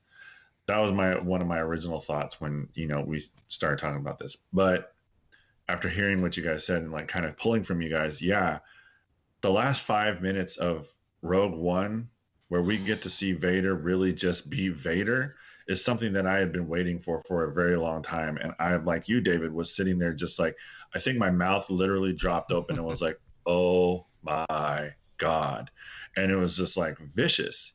And it was awesome. And it was like, it was everything that you would hope it would be coming from an iconic villain, probably one of the most iconic villains in the history of cinema. Right. Yeah. And then to take from you, Bobby, it's like, seeing all the comic characters on screen. And to me, actually seeing Spider-Man kind of be Spider-Man, the Spider-Man that I feel like we've been waiting for, like that kind of was like iconic for me. That was kind of like his fight against Bucky and it was him and what was that, Falcon? Yeah, it was Falcon. That his fight against them was just awesome. It was awesome, and his one-on-one with Captain America was awesome too. Yeah. But seeing him on screen as a Marvel character and being back with the Marvel family was kind of like, not to be too nostalgic or corny, but it was like a homecoming. That itself was like homecoming. We don't even need to wait for the movie coming out in the summer. That was a homecoming presentation in itself, and it was perfect. Yeah. Agreed. Awesome.